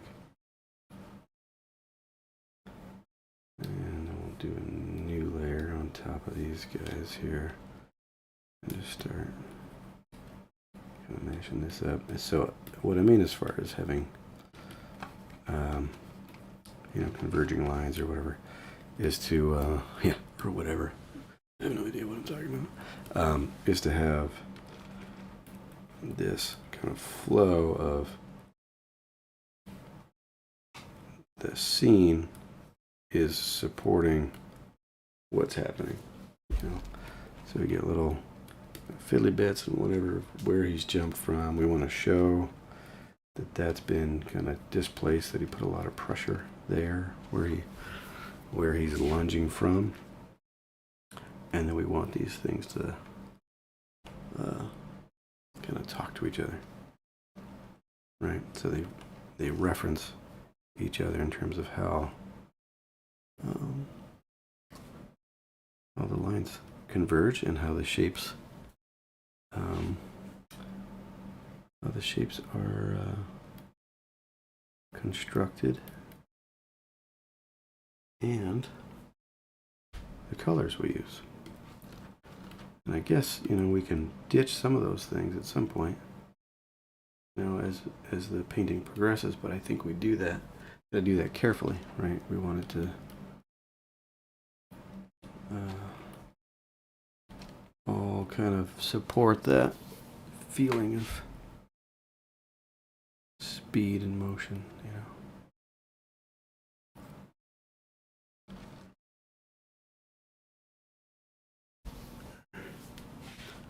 Okay, and so then maybe we gotta have the arms up. Unfortunately, I've kind of lost the sketch underneath a little bit here, but if we pull these up, and then I know I had the rifle kind of going this way,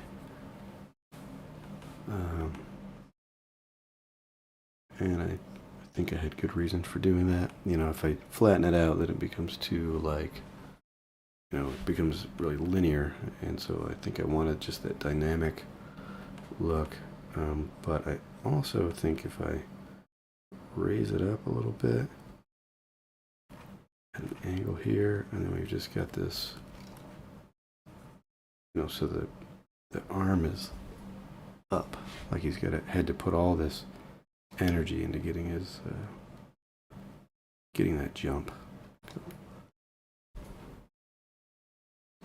All right, and then this bag.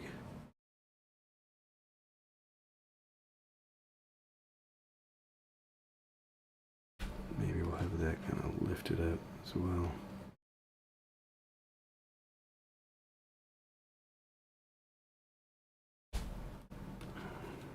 So, his coat, should that be, on the downswing?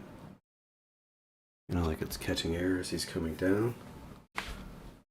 Or should it be like pulled away? If that makes sense. And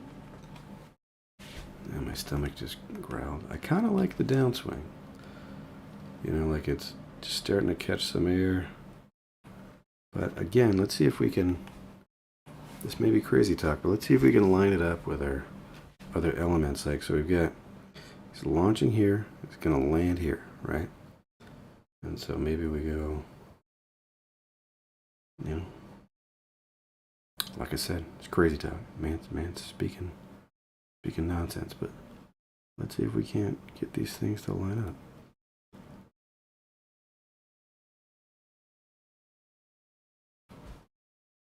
That's not the right shape.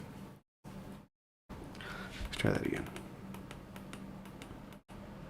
Let's go, say up, over. So you have one line kind of going like so to land us here, right? And then the other one coming up. We're converging on this area.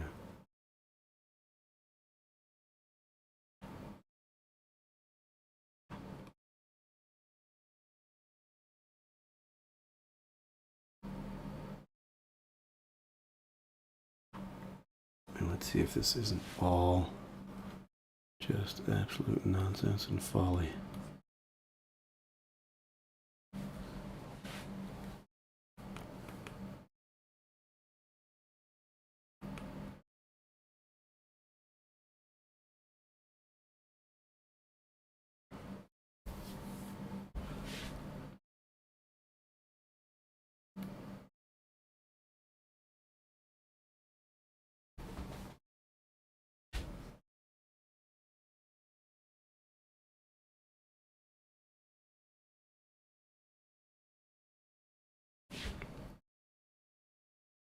Yeah, it's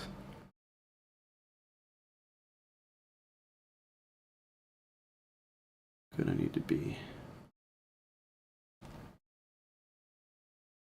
cleared up a little bit here.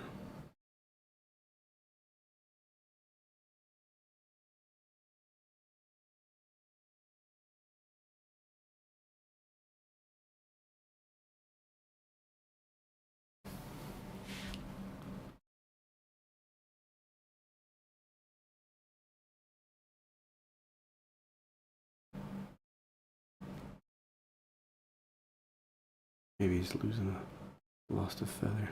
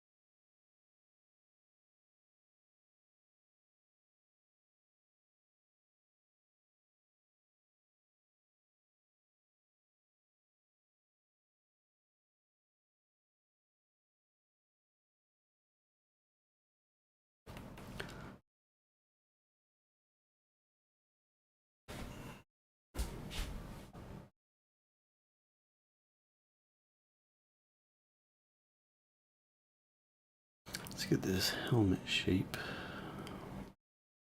worked out here.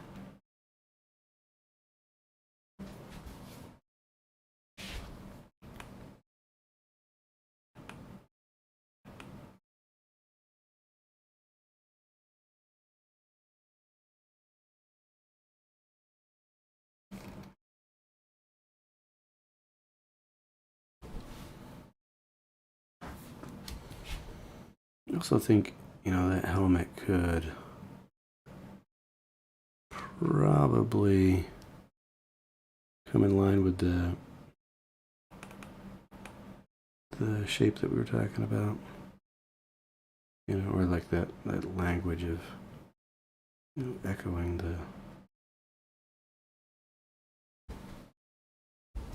the gesture. There we go. Get it out, Eric.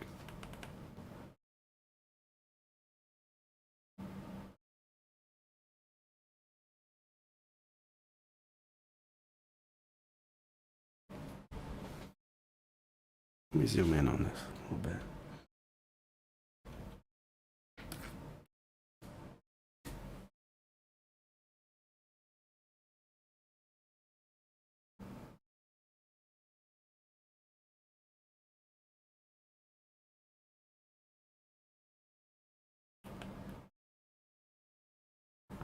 Should these be chicken feet?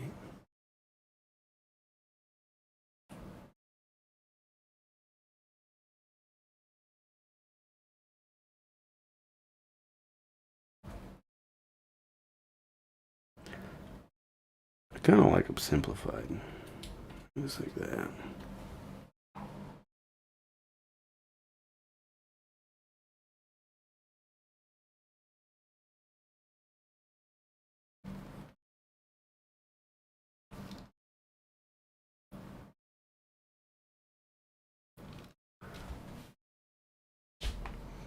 I think we should make this bright.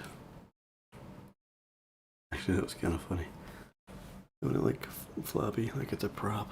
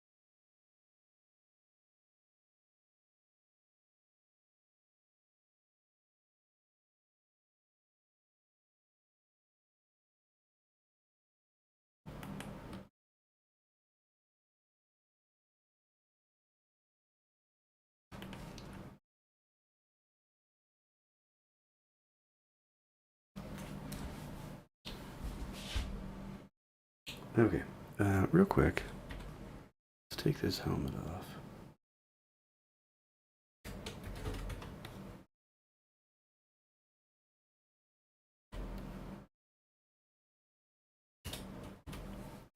And let's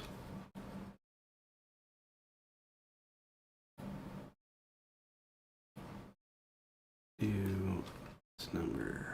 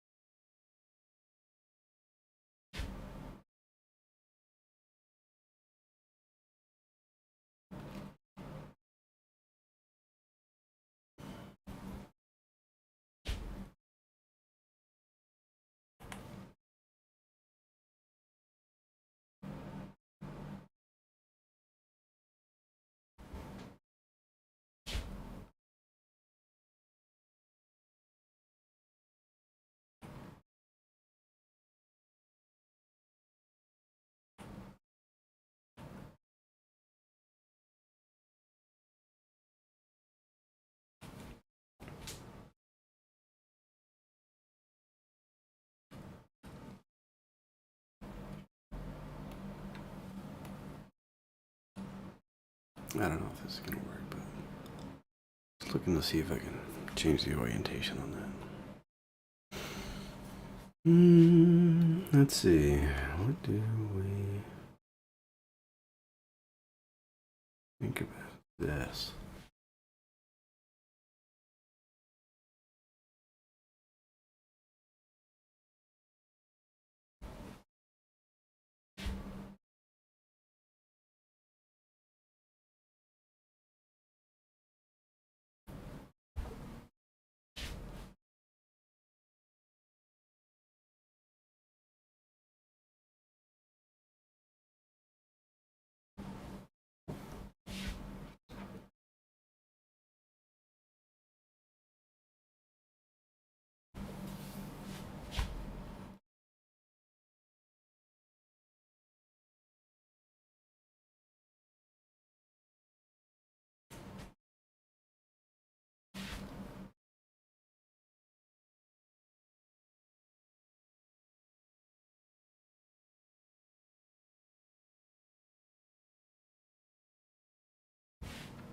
He should have like a little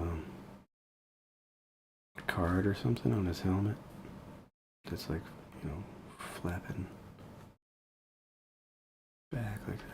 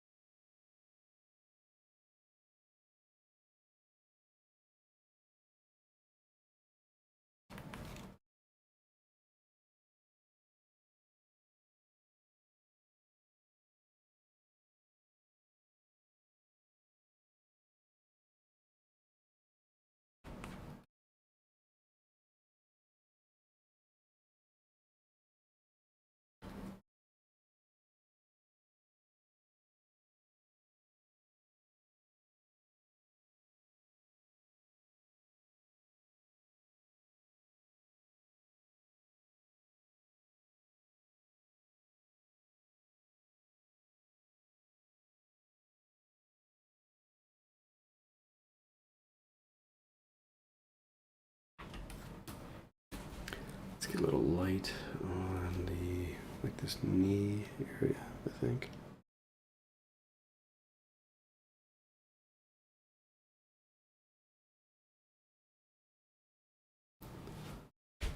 And then echo that light up here as well.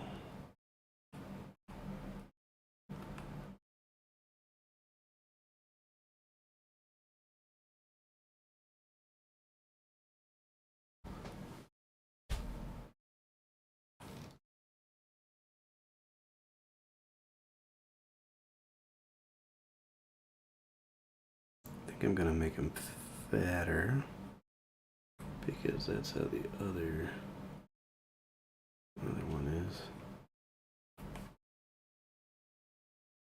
Kind of like him being less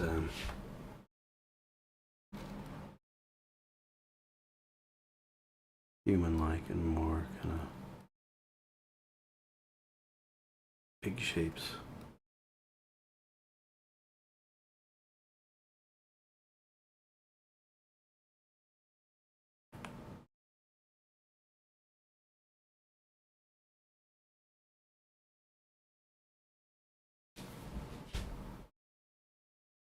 The wing, you know, the arms being less wing-like doesn't help in that regard, you know, like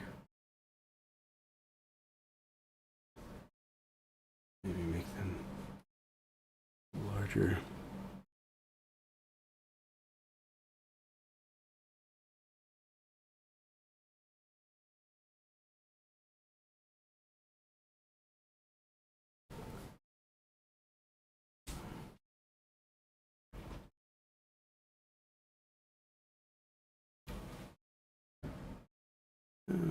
darken these ones up. And then figure out what to do with these.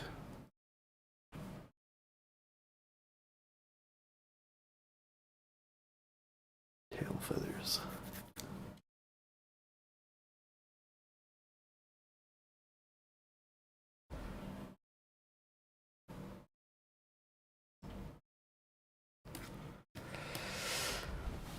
No. No. I don't know. Because I like that. I think I'll do a mix.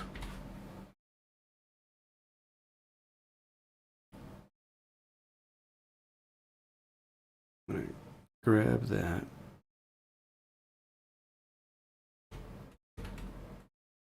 I'm gonna bring it back down.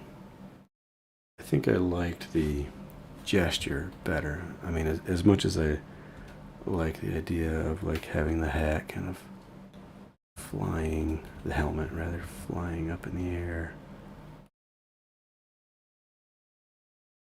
I think this gesture was a little better.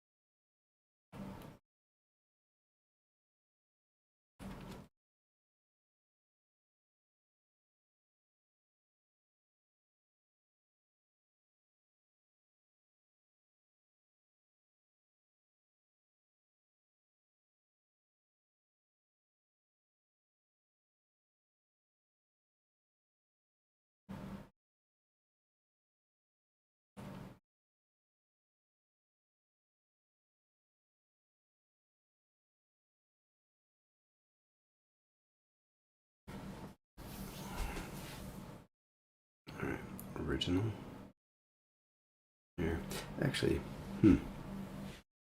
again with that gesture, like getting this to kind of fall more in line with that source. I think that feels more like motion. That's in line with his origin point, like where he's jumping off of there.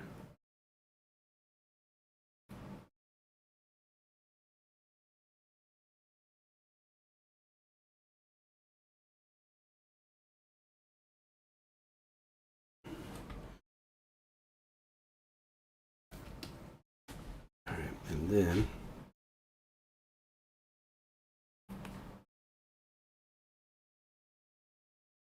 do we clean up some of these? I don't know what happened there. I mean, we all know what happened. We watched it happen. Why it happened? I'm pretty sure I explained that. I have to watch the playback. But the logic may have been disproven.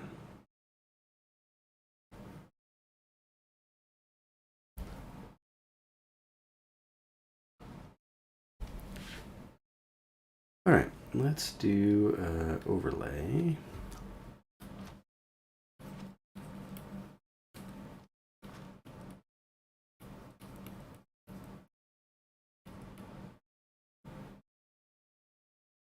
I think we want to,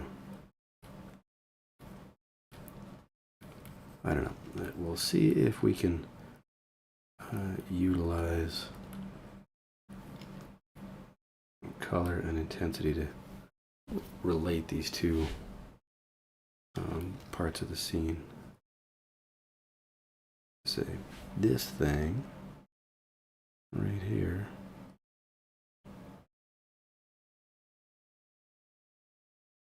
relates to where we're headed. Oh, should we give him a shadow? I don't know, that's an afterthought, but I guess so. I guess he needs a shadow. But this dude relates to over here where he's going.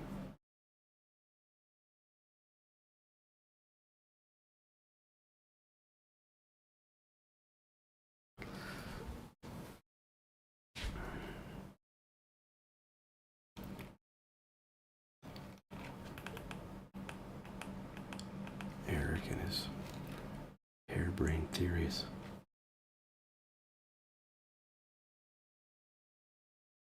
Almost got to put this guy in his place.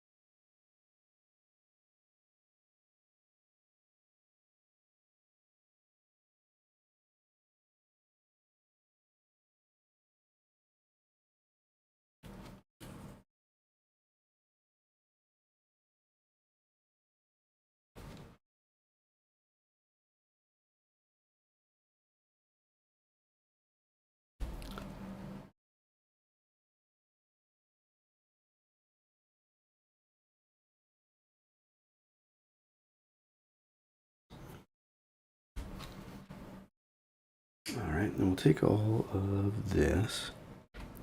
We'll just, well, I guess we'll control click. That'll give us all that goodness there.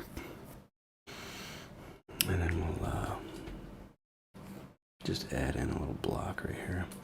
And so that'll be our area, work area. So I'll group that. We could hide that. You know, we've got it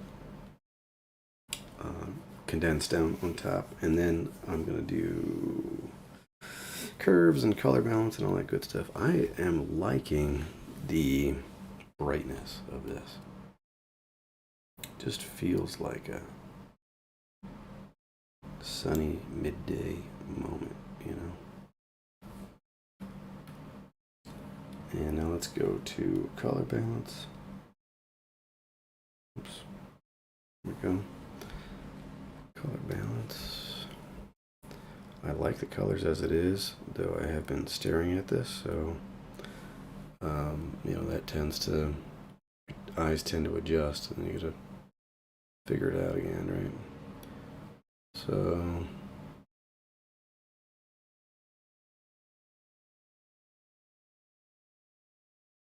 maybe a little bit more red in there.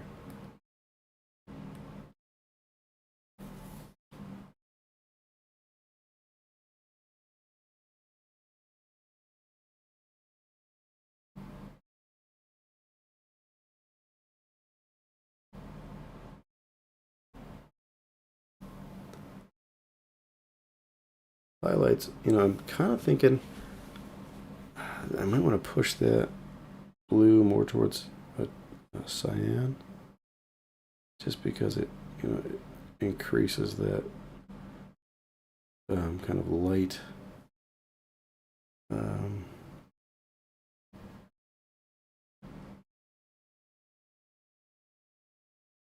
sunny feeling, even though it's really not, you know, not really accurate to what we would see. It's got the right feel.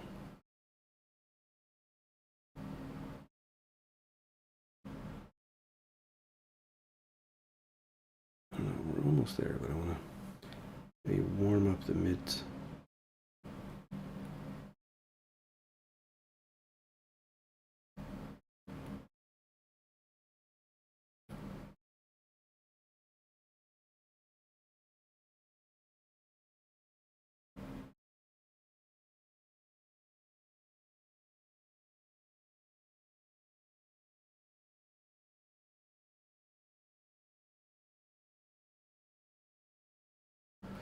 Alright, let's see how that changes our image. Let's go to color versus normal versus luminosity. Yeah, I think I'll do normal and bump it down, and then do color as the blend mode on the next. Bring that back up and adjust that. Actually, maybe if we just split those luminosity and color. I don't know. I like this mostly. Mostly, it flattens out something in the face there that I don't care for as much. You know.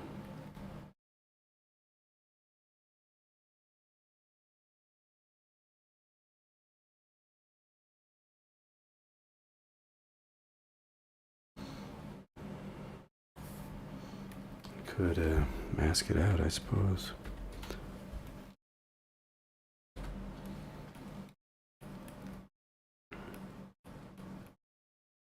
If it's really bothering me that much. And then I don't know if I want to do this, but what if we deepen the darks just a little bit?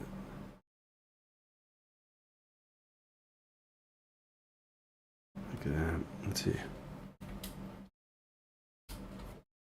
You know, it adds weight to it, but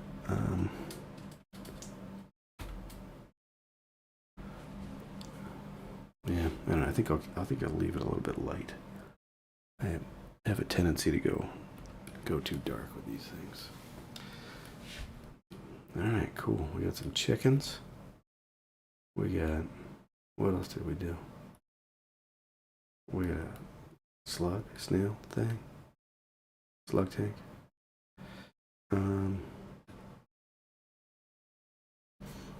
I think I'll light this up.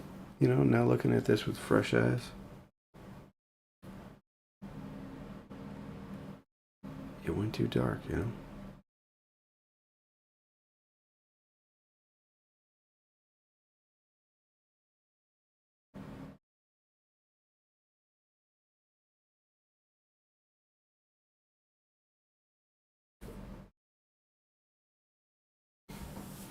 All right.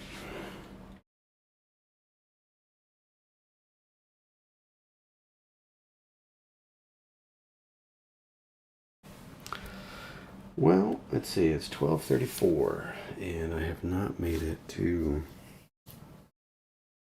VR sculpting yet. That was the big idea. I think I really just need to tell myself that I'm going to do something, just so that I can go ahead and do what I would have rather done instead. But I do need to get into the VR sculpting for these. I was hoping to get a little bit farther along with more tank ideas. I can back out. So I like some of these shapes. I like what's going on here. I like this. There's a couple different options with this one. Here was another one here. I like this with the devil, which is kind of where the snail idea came from, or the slug idea.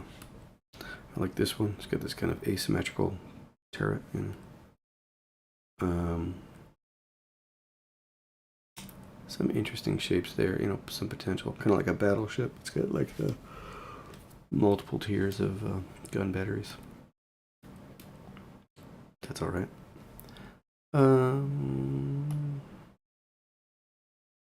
Then of course, you know, all these chicken infantry. I like this one. Just says running chicken.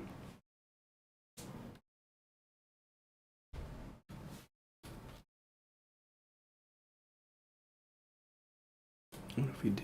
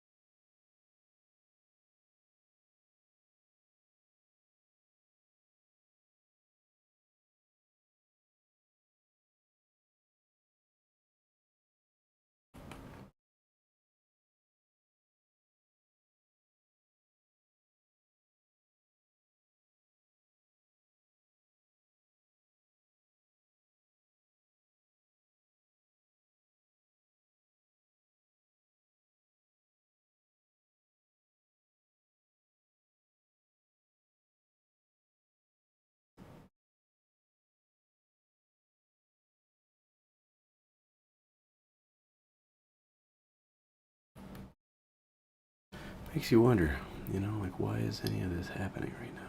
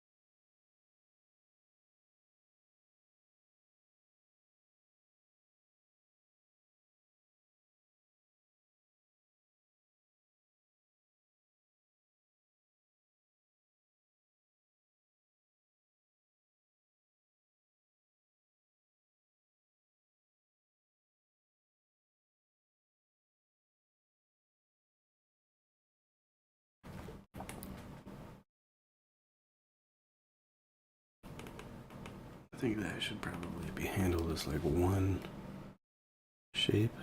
That maybe.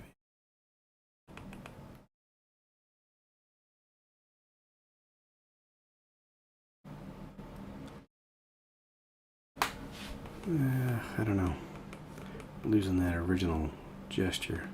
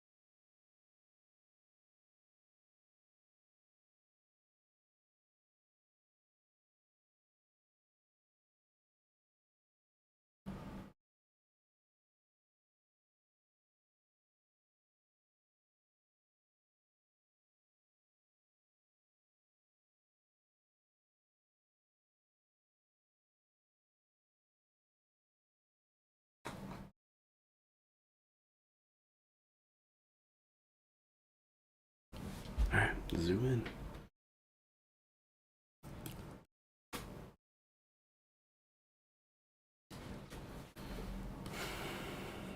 What in the world is this man doing? Can anyone make sense of this?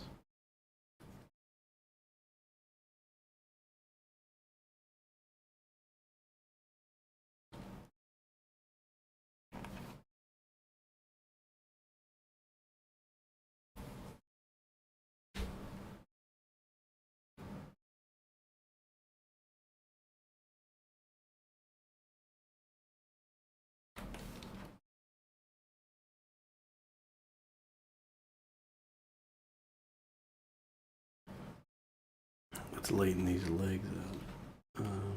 In value, I believe that will help them kind of lighten in the feeling of their weight. You know, they'll feel like a little freer.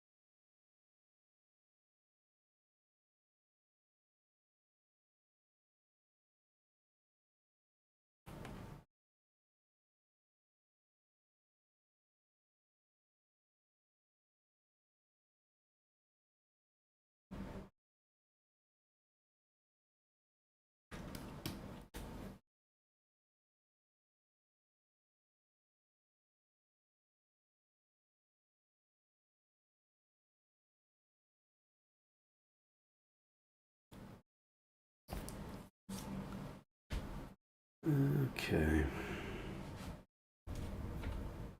Well, I guess we can deal with the whole. We don't have to isolate anything because the other portions here are just pencil sketches.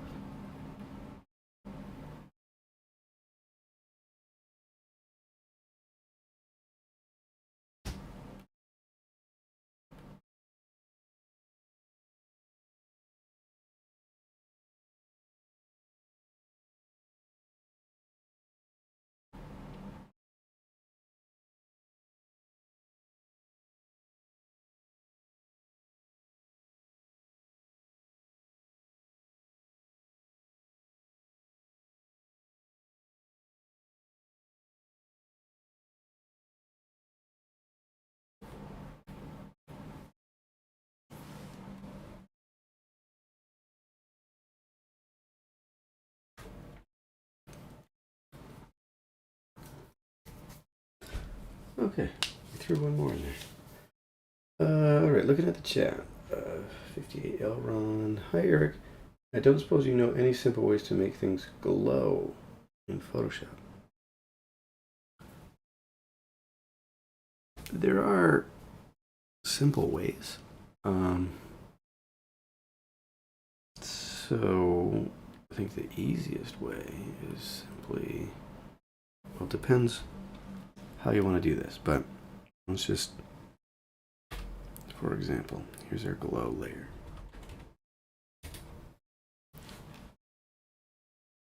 So I'm thinking, I think 3 basic things.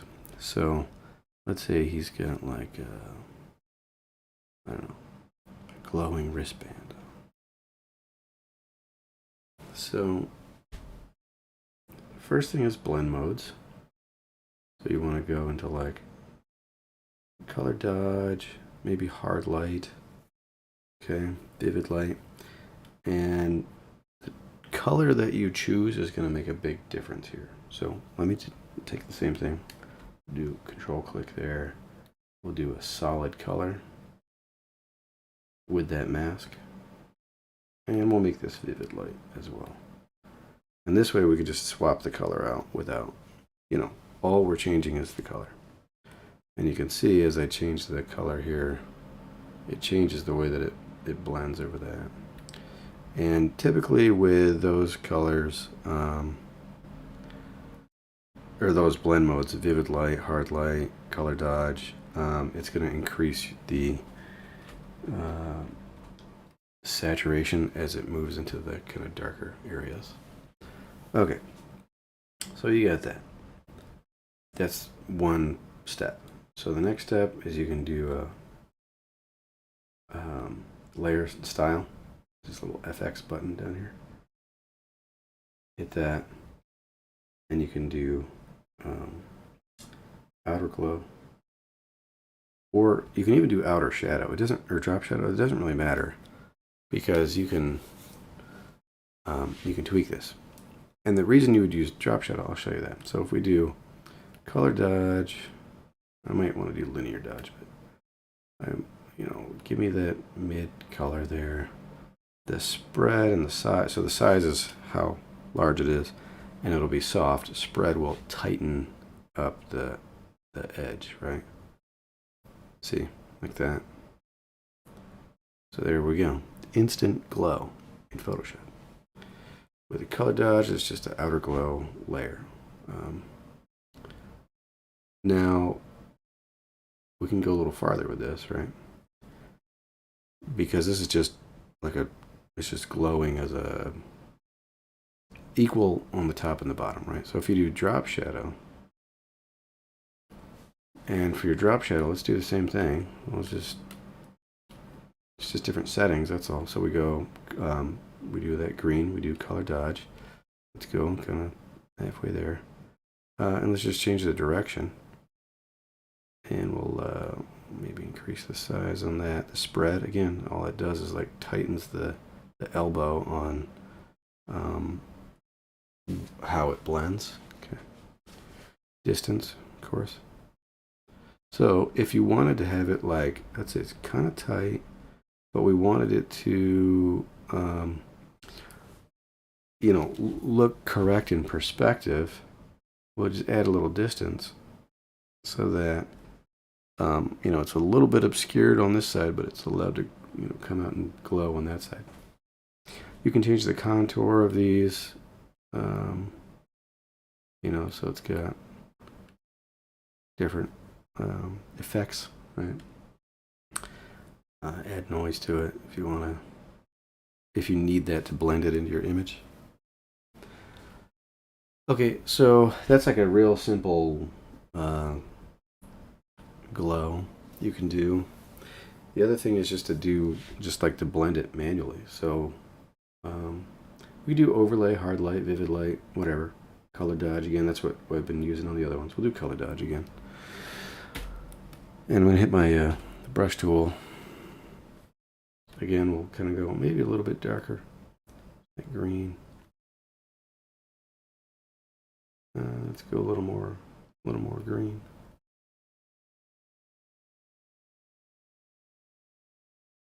Okay, and I'm just brushing it in. And all this is, again, it's a color dodge layer. You're changing the blend mode. And if you don't understand what that, I'm sorry if I don't mean to talk down anybody, but if you don't know what's going on there, basically anything in this bracket is only going to allow the colors to get brighter. Anything in these brackets are going to make the colors darker. Normal blend mode, dissolve is just, it's hard, like it's a 1 or a 0, like it's on or off. It doesn't really blend. And then overlay, everything in here is a mix. So it all depends on what value you're using, whether it goes brighter or darker. But all of these have a relationship to like the RGB values. So I do plan to do a tutorial sometime, another day, not tonight, but to kind of walk through, okay, if you're in middle gray, and then if you add some saturation and what happens in the different blend modes and all that sort of thing. But suffice to say, darken, lighten, mix, and then these are kind of like relationships, like mathematical inversions and so forth. And then these are isolation. So isolate hue, isolate saturation, color. Color would be saturation and hue, and then luminosity. But between all of that, you can get a glow effect really easily, but just by selecting like vivid light or color dodge, and then brushing it in. Generally, I think you need to have, a core. You know, you want to have. So with this method that I showed you here, we've got that the layer style that's driving it, and the blend mode that's driving the core glow, and then all we have to do is paint a mask after that, you know. And we got our radioactive dude. Yeah, let's give him like a little radioactive gun here.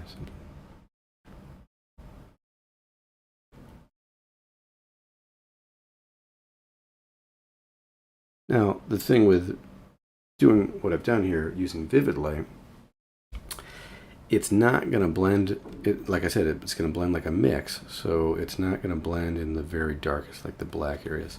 So you could just set that to like normal, increase the brightness of like whatever you want that core light to look like, and then your effects, that drop shadow that we added, that's what's driving the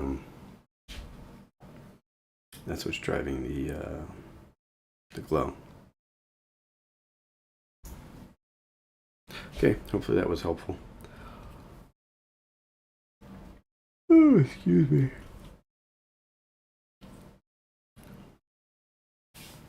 I think this is gonna have to do it for me for tonight. It's about 1 o'clock. I still have it in my heart to do the VR sculpting, but just gonna have to do that another day.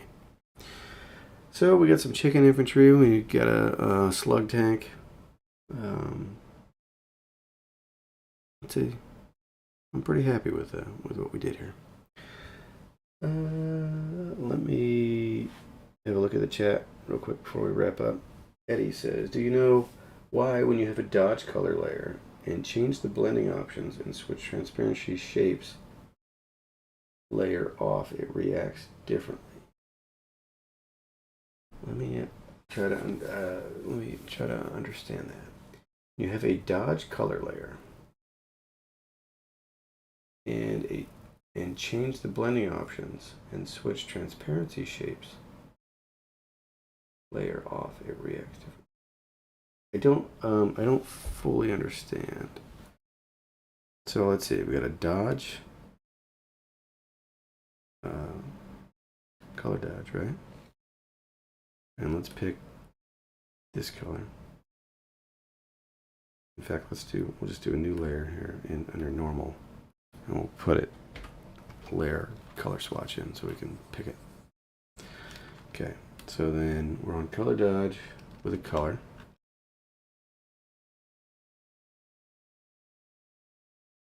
When you have a dodge color layer and change the blending options and switch transparency shapes layer off, it reacts. I don't think I fully understand. Alright, so here's our color dodge that we're throwing on there. And so I'm assuming you're saying, if I understand correctly, we're going to control click this for our mask. We're going to go to solid color. We're going to pick that color. And we're going to call this, we're going to set that to color dodge. Okay, so in theory, these should be exactly the same.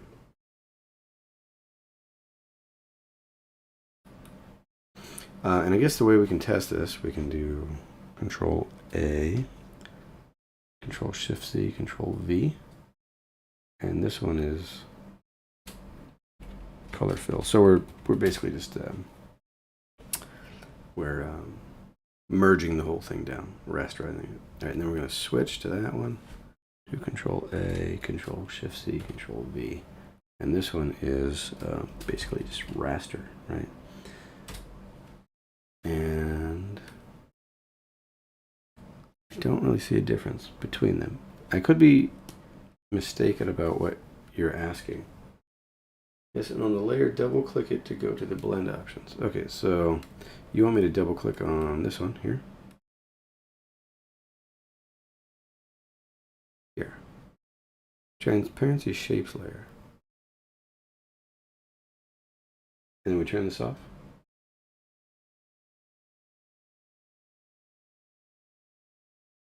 Hit OK. And then we'll do Control A, Control Shift C, Control V.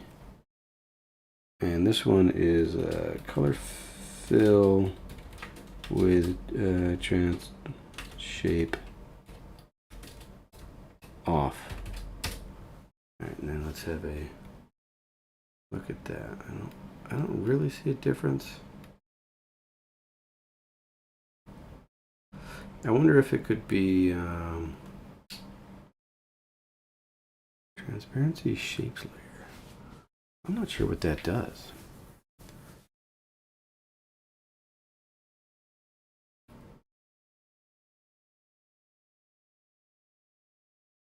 Would it make a difference if we change the color? The other thing is, do you want this on color dodge or do you want it on linear dodge?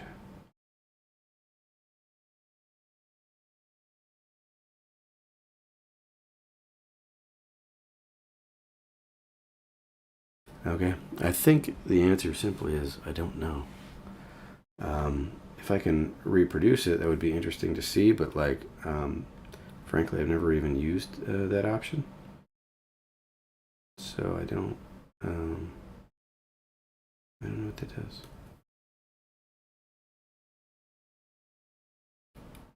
Yeah, let's see if it looks different with a different value. Let's do red, but not a pure red. We'll go into the oranges.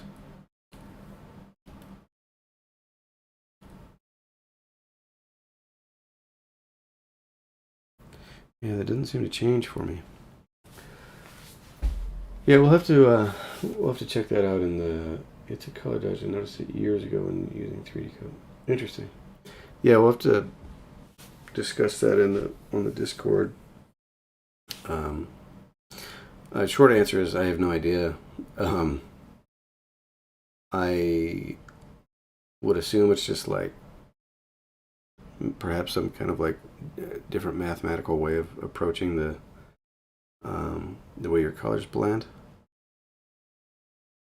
I mean, this is something that I think I have a decent intuitive understanding of it, but it would be good for me to go deeper and learn the math. I mean, I don't know that I need to do that, to paint, but it is interesting to me. Like, all of these blend modes are just different ways of, having some kind of mathematical function between two RGB values. At least that's the way that I understand it. I could be so far off, and some Adobe engineer out there is just cringing right now. Yeah, I have to check that out. And I'm curious if different programs handle it differently, because I have noticed that like I can't place my finger exactly on the software, but I know that what I've seen as like a color dodge in Photoshop might look different than a color dodge in a different application. But there's an example that we could look at right now that's kind of interesting. So let's see, this one here. Color dodge is, I believe, one that will work this way, but color burn is one as well. So in this, if you change the opacity, let's just do this. We'll do opacity 65%. Come on now, 65. And then I'm going to merge that all down so we can see the difference. So this one is what? Color fill. This is a color dodge.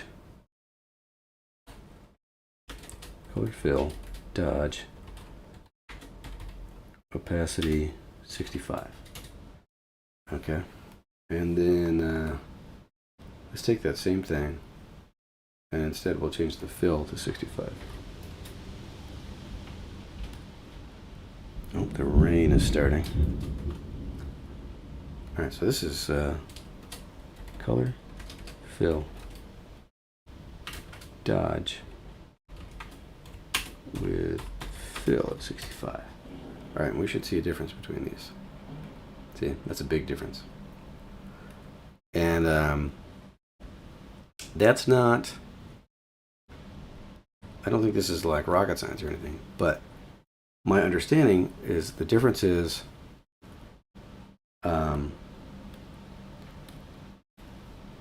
like I was describing this as a it's the math between the two color values, what the color value is right here, and the color value on the canvas below it. And then color dodge is applying a mathematical formula that will only have it increase in value and intensity. And then once that blending has happened, then you end up with a color value, and your opacity is basically how much your allowing that result to affect the canvas below it. Whereas fill, my understanding is that reduces the color here, the opacity of this, before it does the math. Okay, and then that's how you end up with a difference between, this is the exact same thing, it's opacity of 65, and this one's fill of 65, but you get a completely different result. And it's because it's happening on the front end versus on the back end. So I'm wondering if that may be something that's going on. It could be related to the issue that you were looking at in 3D Coat.